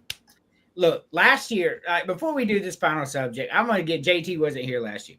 Chris and James, and they're all like Army and Navy or the. I'm like, look, bro, like these teams are just winning right now. I'm like, these aren't good teams. I think it's great the service academies are doing well, but they would get slaughtered by any real team out there. Oh, they're the real deal. Where would they come playoff time? Well, Anyway, looking back, they should have been in the bottom of the top 25. Like Dude, Army's offensive 20 tackles like 250 20, pounds, 25, man. they should have been in that echelon. look, you will never see Army, Navy, or Air Force in the college football playoff because they Never. cannot compete with nil. Like Mhm. they don't do that shit at the service academy, so they'll never make it there. Okay. So when you look at Navy's schedule, there's a good chance that they go 11-1 or 10-2. If they reach that level, 10-2 or 11-1, they are right in the thick of things for the G5 playoff spot. And the only reason they would be picked over these great G5 teams is because they're a service academy and we're trying to give a nod to them. They are not going to be one of the best 12 teams in the country. And this is not, I don't care what anybody says. Like, I know you said strict the schedule don't matter, but that's fucking crazy talk. Like, you have to take into account who these teams are. And if you got 11 A G5, there, the wait problem. wait a minute, with this weak schedule, you just admitted in front of everybody, and then you have like some other G5 school out there who's 10-2, and but yet they're out of conference schedule was Alabama, Georgia. Like it's not the same. It's not the same. It doesn't resonate the same.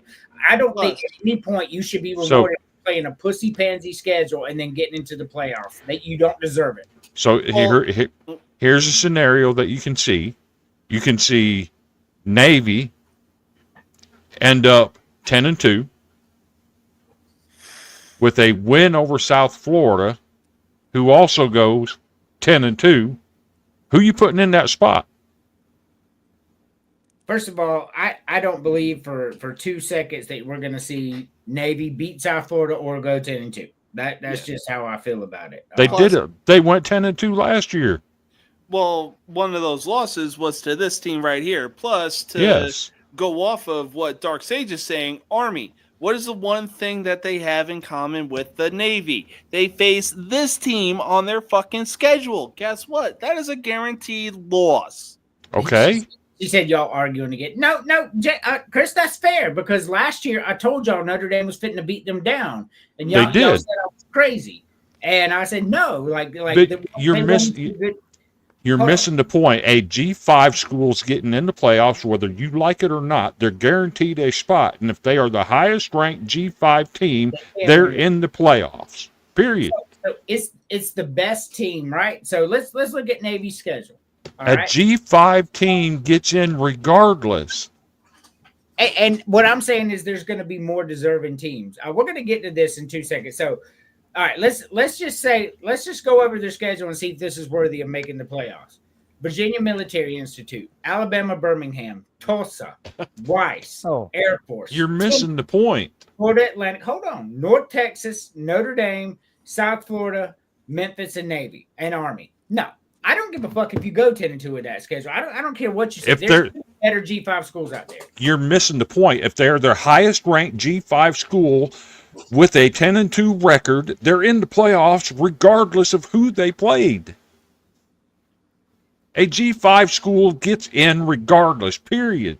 So that's actually not true. They changed the rules for the playoffs this year. A G5 is guaranteed a spot in the playoffs. Guaranteed, but not the highest ranked anymore. It's now done on what I'm calling the Lane Kiffin rule. I don't know if you saw that or not, but they've got strength of schedule, Chris, which matters 100 times more than it did in last year. That's the most liberal thing that's ever been created is strength of schedule. You know what strength of schedule is?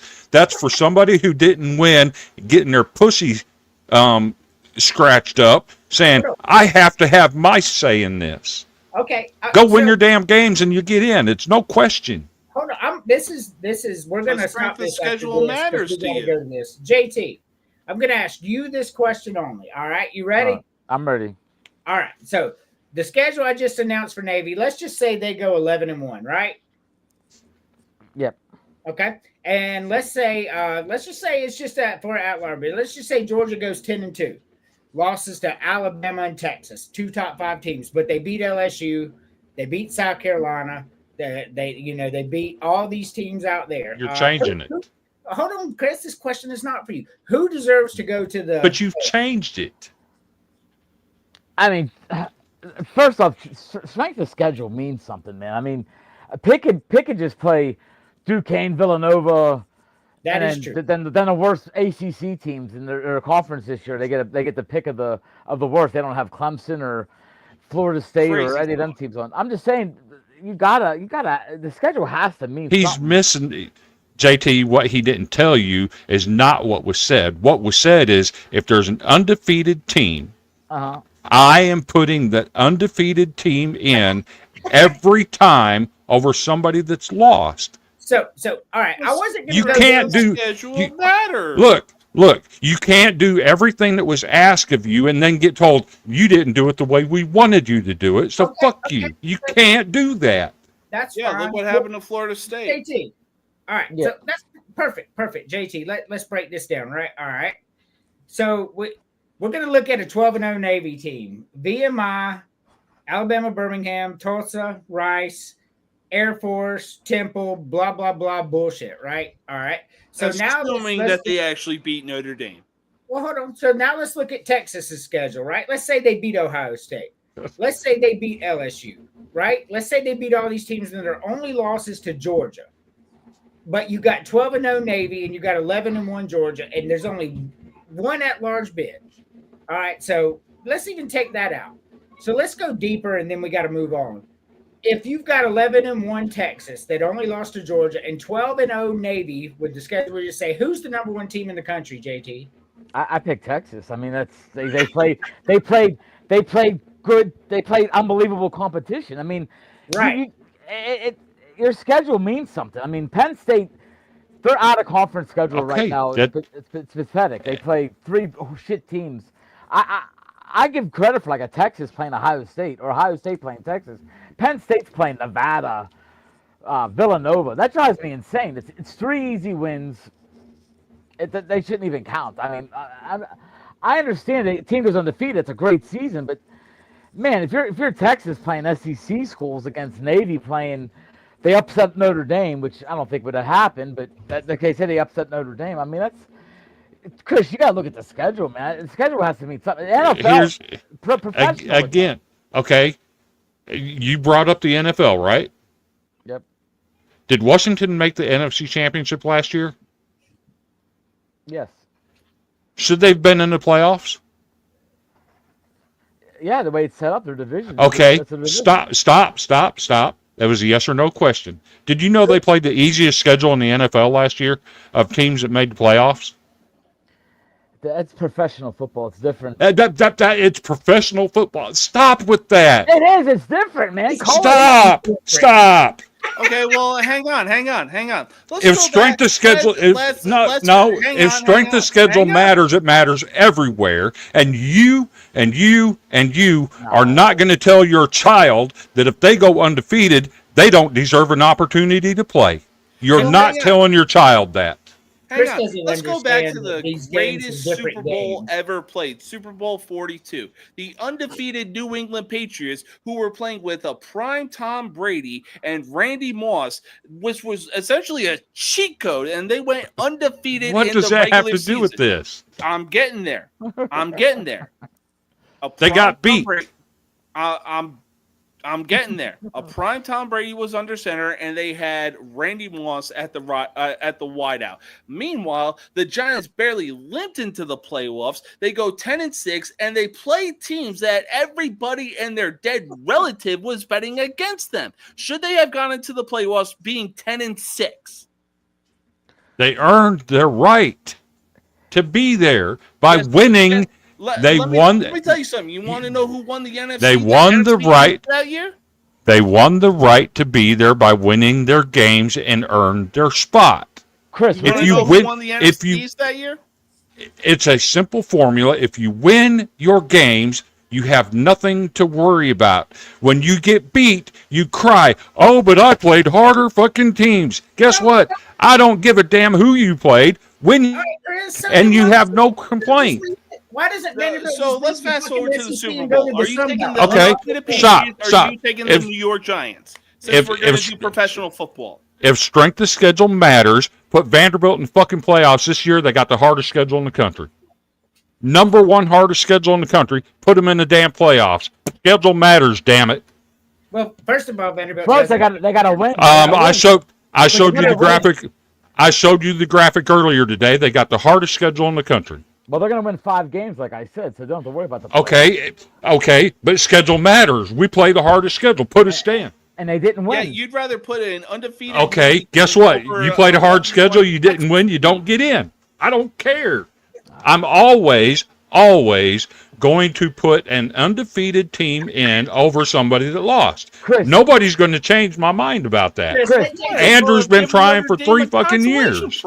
Let JT talk. Chris, Texas could be 10-2. I don't care. If an undefeated team, if there's an Yes, it is not your turn. Let him. Okay, but you're trying to make me change my fucking mind. It's not going to happen. I don't want to change your mind. I'm just proving my fact. Texas can be 10-2. Navy can be 12-0. You have every sports writer, all the football writers in America are voting. Guess what? Navy's ranked 12th. Texas is ranked 4th with 2 losses because they look at it and go, "Wow, they lost to LSU and they lost to Ohio State." Navy beat South Florida, and it is a big difference. College football, it's a whole different. Again, for me, it's a liberal excuse for teams that don't take care of their own business. They have to have a reason, so they cry, "My schedule was harder." It has to matter. It's a liberal point of view, and it's trophies for everybody, generational bullshit. What happens when Texas plays Navy and beats them by 47 fucking points? That's the whole point. You have to give them a chance.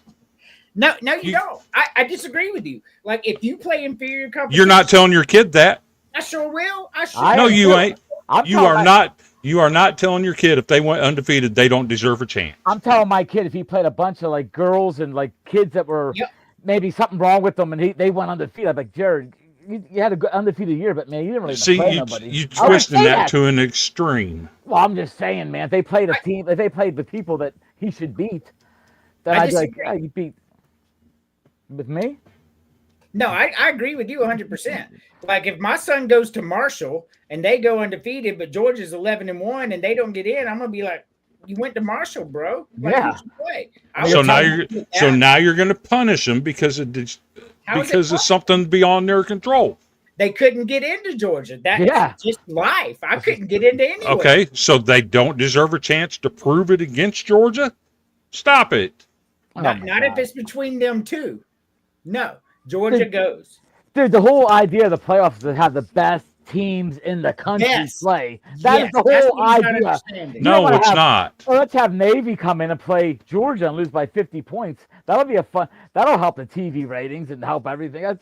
Dude, they want the 10 best teams. They want it to be 10 You're never going to get the best. You're going to get the ones who have earned the right to be there. That's Texas going 10-2. Not Navy going a little. Did you know, JT, in the state of Tennessee, and it happens every single year, we have teams that win 6, 7, and 8 football games on a 10-game schedule that get left out of the playoffs for teams that go winless. That's because it's because of who they play and the regions they're in. That's all it's based on. It's based on who they played. So who they play matters? And it's horseshit. No. I think it's horseshit. I'll even say this. I just asked my wife the same damn question. Would you rather have an undefeated Navy team as a number 1 team in the country going into the college football playoffs or an 11-1 Texas team? She picked Texas. Okay. Because it's logical. That's not changing my mind. He's dumb, not stupid. That doesn't change my mind. You're not trying to change your mind. Okay, you've been bitching about my point of view for 3 years, Andrew. So hang on. So strength of schedule matters, but unless you go undefeated, strength of schedule doesn't matter. I don't think schedule does matter, and it shouldn't matter. It's a liberal bullshit point of view. It's trophies for everybody thinking. I'm tired of the trophies for everybody bullshit.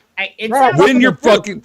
Listen, hell, Notre Dame should have gotten a participation trophy just for getting to the national championship. They did get a participation trophy.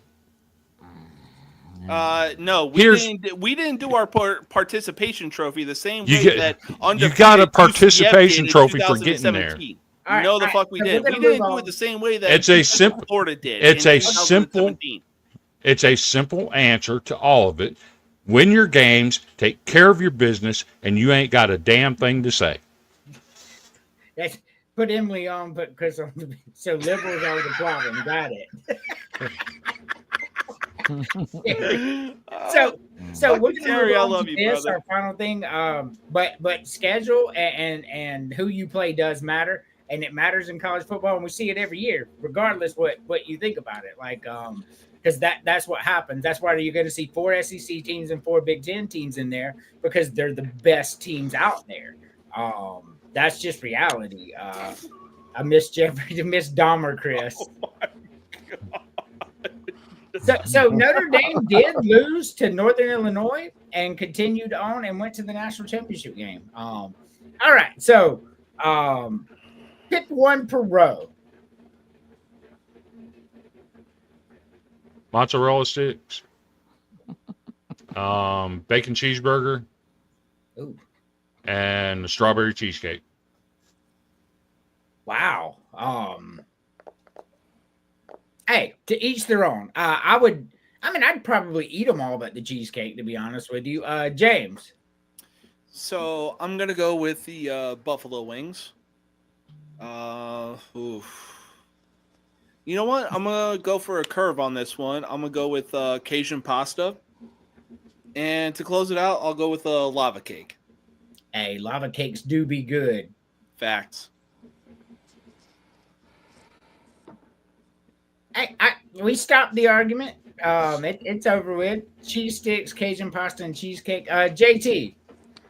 Like I've always said on these shows, I eat chicken like there's no tomorrow. So I'm going buffalo wings. Give me my chicken tenders, and I'll take cheesecake, man. All right. Phew. All right. So on. Yes, we still love Chris. That's just the one hill that he refuses to come off of, and hats You'll off. never to get him. me to come off. Mine. Well, if it makes you feel better, Chris, you and Roger Staubach are the only 2 guys in the country that think that Navy should make the playoffs this year. It's not just about Navy. It's about an unbeaten, any team that's unbeaten. Wait a minute. It's my turn. We're done with that. Okay. Okay. We'll see the college football playoffs, and I can't wait. For me, this one was hard, man. I love fried pickles. I love buffalo wings. I love it all. But I'm going nachos here. And the reason I say it, you could do whatever you want with them. I like to take the broiled chicken, the way they make it stringy at the Mexican restaurant. Put some white cheese on there, some jalapenos, some sour cream. Like you make nachos custom ordered. Yep. And I like chicken nachos personally. That's my thing. On the second row, I'm taking the Cajun pasta, bro. Penne pasta is the best. And it's Cajun and penne pasta, shrimp and chicken. Yeah, I'm taking that all day long. And on the bottom, I'm going to take the skillet chocolate chip cookie, man. Like if you've never had one of those, they are so fucking good, man. Mm-hmm. So good that the cookies like melted on the bottom, so it's soft, and the ice cream's melting all over it. I absolutely love it. But we're going to eliminate one per row. You eliminate one per row. And this is at a bar and grill, right? Yep. Yes. So I'm not getting my buffalo wings from a bar and grill. Chili's is a bar and grill, and they have great buffalo wings. Same with B-dubs. But yeah, this is yours. So you're eliminating wings? I'm going to take the wings off. Wow. I don't like chicken tenders. I like chicken. I just don't like chicken tenders. Wow. Damn. And as much as every time I order pizza from Domino's, I get the lava cakes. I love the lava cakes, but I'm going to go ahead and eliminate that. I mean, you're eliminating chicken tenders and wings. Wow, chicken tenders are good as hell, man. Especially my idea of a bar and grill is a little dive bar on the corner, and you go get something. You go in there to grab a beer and something to eat. And you trust Cajun pasta at a bar? I mean, Come on, man. I don't know how many bars in Pittsburgh that's make Cajun that's pasta. not why I eliminated the tenders. I don't You like just don't like them. I don't Oh, like okay. the Chicken tenders are texture. like Oh, the okay. number one item. Okay, I don't like the fucking corner- texture. Okay. James, I don't like the fucking texture, okay? Simple as that. No, I thought you were only eliminating because you didn't like. You thought a bar couldn't make them. That's what I thought. I was. Hey, look, I like chicken tenders with some hot honey mustard when they heat it up. You know what I'm talking about? Oh, that's when I like chicken tenders the most. Honey mustard's good. I love honey mustard. JT. That second row is hard, man. But The schedule. I like the whole first row too. But I'm gonna get rid of the fried pickles. Everything else is just a little bit a step above it. The second row, I gotta get rid of the Cajun pasta because I love Philly cheesesteak and I love That's crazy I talk. love bacon cheeseburger. And then the third one, I'm getting rid of the probably the brownie sundae. I think the other three look good. I'll get rid of the brownie sundae. Wow, James. Yeah, look, I mean, I love fried pickles and everything like that, but I mean, if we're doing the pickle spears as the fried pickles, yeah, those can kick all the rocks. If it was like the pickle chips, that you would put on like a hamburger or a sub for that matter, I can do that. But if I'm looking at what I'm seeing right now being the pickle spears, the fried pickles can kick rocks. Wow. As far as bar and grill items go, yeah, I'm sorry. Philly cheesesteak is also going to have to kick rocks as well. I don't trust a bar and grill that does a Philly cheesesteak. I mean, look, I said Cajun pasta because, what is it? Olive Garden just happens to be a bar, but they do pasta. And they know how to do pasta. It's a restaurant, not a bar and grill. They got a bar, so it's a bar. So last row, yeah, cheesecake. I don't trust it anywhere. Yeah, so I don't know, man. I'm not as high on Olive Garden as you are.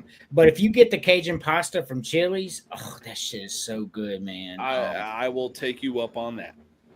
So I love Chili's, like one of my favorite restaurants, bro. Chili's. We have 70 people watching right now. Anytime that Chris like comes out here, talks about Vanderbilt and gets heated up over something, these numbers just start jumping. Like before Chris went on his rant, we were at 52, and now we are at 70. Like we can see it right up there. And Chris is straight money. That's why I like to get him going, even though he'll have to text me sometimes and be like, knock that shit off. But but he's straight money when it comes to podcast. And Kenny was too, man. Like as weird as Kenny was, like people love to watch him on the TV. That like JT, like we like to give Chris some shit, but you want to hear somebody with some shitty takes? Kenny was the king of shitty takes, bro. Auburn was going to win the national championship last year, going 12-0. If you didn't think so, you were dumb. Yeah, and this was also coming from the same dude that drank a liter of Mountain Dew on the show as well. Smashed a pumpkin over his head. And then licked it. And then licked it. That was true. He did. He put it up there. He was pretending it was a woman, and he licked it. Oh my god! God. Now, that is legit. That legitimately happened. Like On a Halloween show. God, by the somehow way, I believe that. Chris, thank you for mentioning that. This year we will be having a big Halloween extravaganza. JT, I hope you can come on. I know Tony Thomas is coming on. We have a bunch of people. Oh, cool, man. Emily loves Halloween. Like my wife is she loves it. And I really want to do a big show in her honor this year for Halloween. So I want everybody to come on. We'll talk a little sports, but we're really just going to have some fun that night. That sounds good to me, man. I'm always up for anything. There may or may not be an appearance of fake Tim Bailey. Who the fuck is Tim Bailey? Right, that shit was. Anyway, we'll get into that. So for me, eliminating, I'm not eliminating buffalo wings, nachos, or fried pickles. Mozzarella sticks. You want to talk about something that you can't trust anywhere? 90% of the places you go, they don't even melt the cheese on the inside. So I'm eliminating the mozzarella sticks. Row two, I'm going to eliminate the bacon cheeseburger, man. I love a Philly cheesesteak.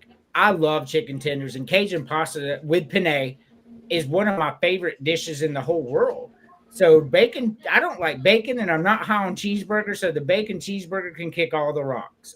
Kenny is nuts. James remembers, and on the bottom row, I meant like lava cake, skillet cookie, and brownie sundae. Man, those things are fantastic. So that cheesecake has to kick all the rocks. And I may choose rocks over cheesecake in this instance here.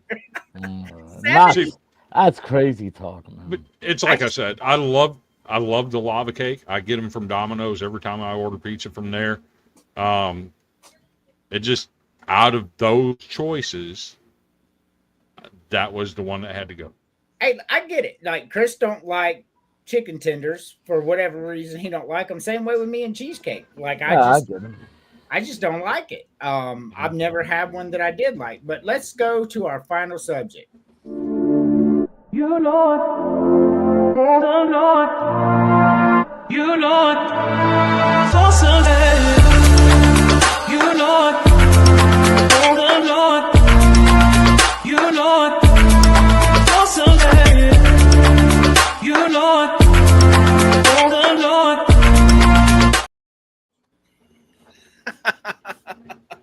I don't watch the cooking channel. I just like penne. So that was a fun show, man. We have 71 people watching us live right now. I haven't checked the views, but I'm sure they're off the charts at this point. I got a lot of people on X. I got a lot of cool stuff happening on X for me. So I just want to shout out X real quick. Everything that I do there, like they've been helping me get my algorithm up.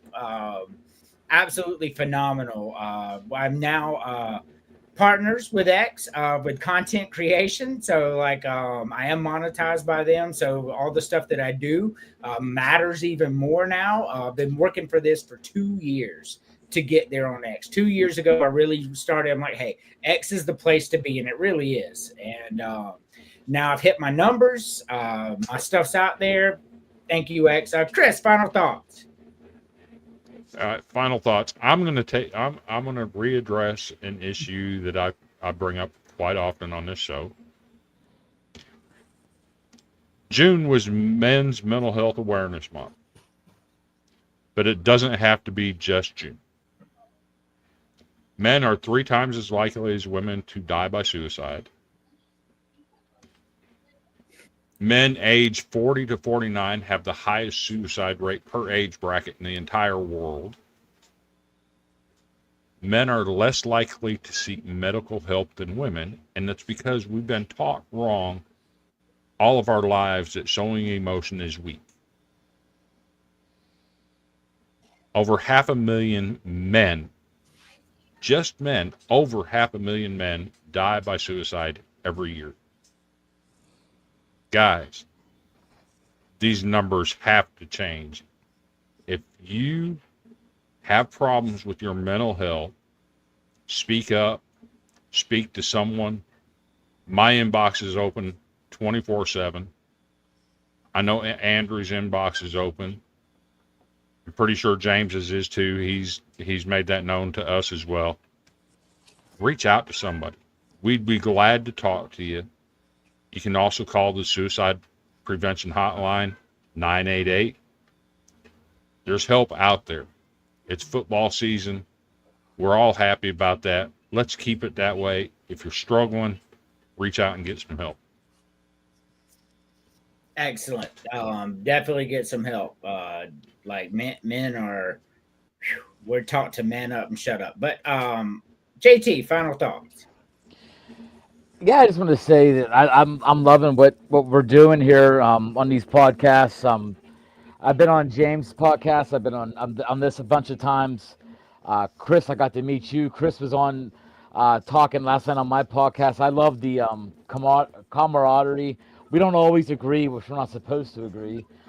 That's what I love. And Chris, even though I think you're wrong on that spot, you think I'm wrong. Hey, we could go on to the next day and talk about football the next day. But guys, before we leave, or you got my text message, send me your home address. I'll send you a book. They're for guys that watch college football all day. And what you do is you're watching the game, you have a player you want to talk about, write down a couple notes. Next January, February, when I start putting the draft guide together, use some of your guys' notes, put you in as a contributor, get you guys published in my book for the draft guide. Just something fun. I love what we're doing, man. I was out with TJ Chapman today. It's just there's a great we have a great thing going. I even told him like you almost want to find that middle ground. There's a lot of talent. We got to find what we could pull everything together and just make us a big thing. So I appreciate it. Let me be on. Thank you guys. Look, I like this partnership. I think we announced a month or so ago that Sports Bible and the Villain Media Network are going to be partners in a lot of things going forward. That includes podcasts, top 25 voting. Like, we got a lot going on. Also, check out Sports Bible, all their stuff. It's on the bottom there. Same thing with all the social Sports Bible. I'm going to give everybody a shout out on X tomorrow, everybody on this panel right now. And I'm going to try to help y'all grow your X to where you need to be. I can tell you how to get there at this point. I put 2 years of hard sweat to get there. But we're there. That's the goal. Like, I love talking about this, but the goal is to make money talking about this. So that's really cool. I had a nice following going with X, and then all of a sudden, like, I don't know if I got on the wrong page or something, but there's a bunch of like boobs and stuff following me, so I couldn't pay attention to my football no more. So That's just I'm only kidding. Still. You have to. So when they do that, if you click the button up top and be like mute or not Oh, interested in this post, they'll stop showing you that stuff. That's how I beat that algorithm. So I got to do that. 'Cause I do it, and they're like, "Yeah, right, JT. Here's another pair of boobs." I'm like, "Oh God, man!" Then I go down a rabbit hole, and 5 hours later, I missed the football game because I'm watching boobs. So. no, you got to kill it now. That's why it's in your algorithm. You keep looking. No, you just mute it and move on about your day, JT. I got to, man. I'm like that little kid that you know, I'm kid all in the excited candy about store. something. Yeah, you see like a ooh rabbit, ooh. I just gotta. But no, I do. I think we have a great thing going. And guys, if you go on sportsbible.com, I got clothing now too. I'm starting to do legends. I got Babe Ruth. We got Kobe Bryant. We got Mario Lemieux. We're adding different players every month, every couple of weeks actually. We got I've seen the collection. It's awesome. We're gonna do like Muhammad Ali. We're gonna do any sport basically. So it's just gonna be like a Legends. Just have the Sports Bible on the front. But then we have Sports Bible gear. We have a little bit of everything on there. So get on there, check it out. Help a small business out. One day, I'm hoping that I could just, like I said, we find the right umbrella, guys. There's no reason we can't, we can't do something big. So I agree. We definitely no, this isn't a sports betting show. And you definitely don't want to take our word for any of this shit. Yeah, for sure. We do pay attention closely, but playing the odds at Vegas never work out in anybody's favor. So James, final thoughts. Yeah, so here's how you know spooky season is right around the corner. There was one morning I went to Dunkin' Donuts to get some breakfast for the wife and I, and obviously some coffee as well. So the wife had made what her order was going to be known. I call her up because I saw something on the menu, and I'm like, "Hey, honey, they have a PSL on the menu." She goes, "Give me that." Boys, PSLs are right around the corner, and there's nothing we can do to stop it. That aside, though, tomorrow is going to be an awesome day, and I cannot wait for it. Why? Because it is the 100th episode of the most uncut, unfiltered, and uncensored sports talk show you will find on social media. And man, oh man, especially after the Micah Parsons trade, do we have a lot of stuff to talk about. On top of that, we are going to be making some college football predictions, baby. It's going to be a great time. Excellent. Awesome. I get off at 8 tomorrow, so I won't get home till 9. But wherever you're at in the show, if you'll have me, I'll jump on. Absolutely. Yeah, JT, if you're free as well, hey, feel free to come on as well. Terry, same thing goes for you. If you are free and if you're feeling better, feel free to come on, my man. Is Terry sick?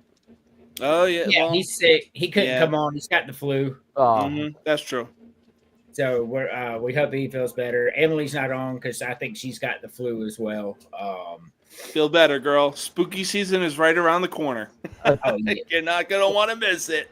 Terry's got UCLA. He's got UCLA, huh? Oof.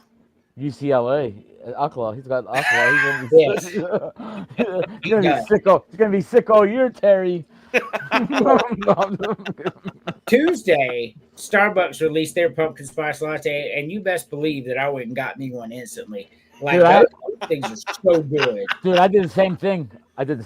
Dude. I cannot. I'm Pumpkin sorry. beer. I refuse to drink a pumpkin spice latte. Oh, It's so good. It's so good, man. So good. The cinnamon. Yes.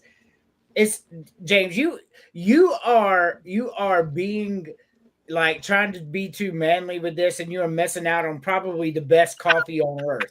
I'm just saying. I mean, look, I keep it basic with my coffee. I just, take it black with some vanilla creamer, and I'm good. Dude, I'm like Frank the Tank. It hits my lips, and I'm like, oh my god, it's unbelievable, man.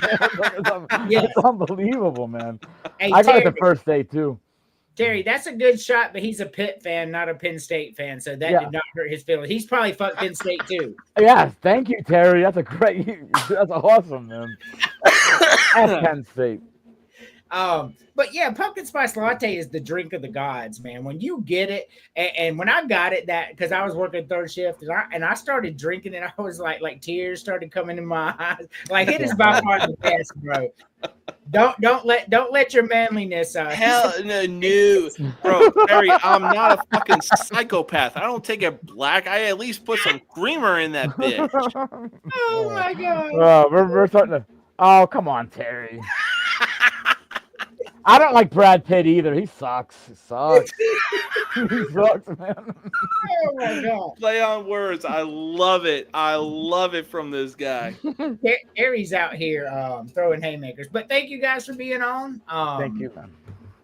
My final thoughts, of course, as always, dwell with our Lord and Savior Jesus Christ. He's the reason we do everything we do. The true King of Kings. Like the King of Kings. I'm telling you right now, whether you believe or not, you will one day stand in front of him. And I'm just trying to save you. Like, I'm not trying to force what I believe down your throat. I'm simply telling you that this is true.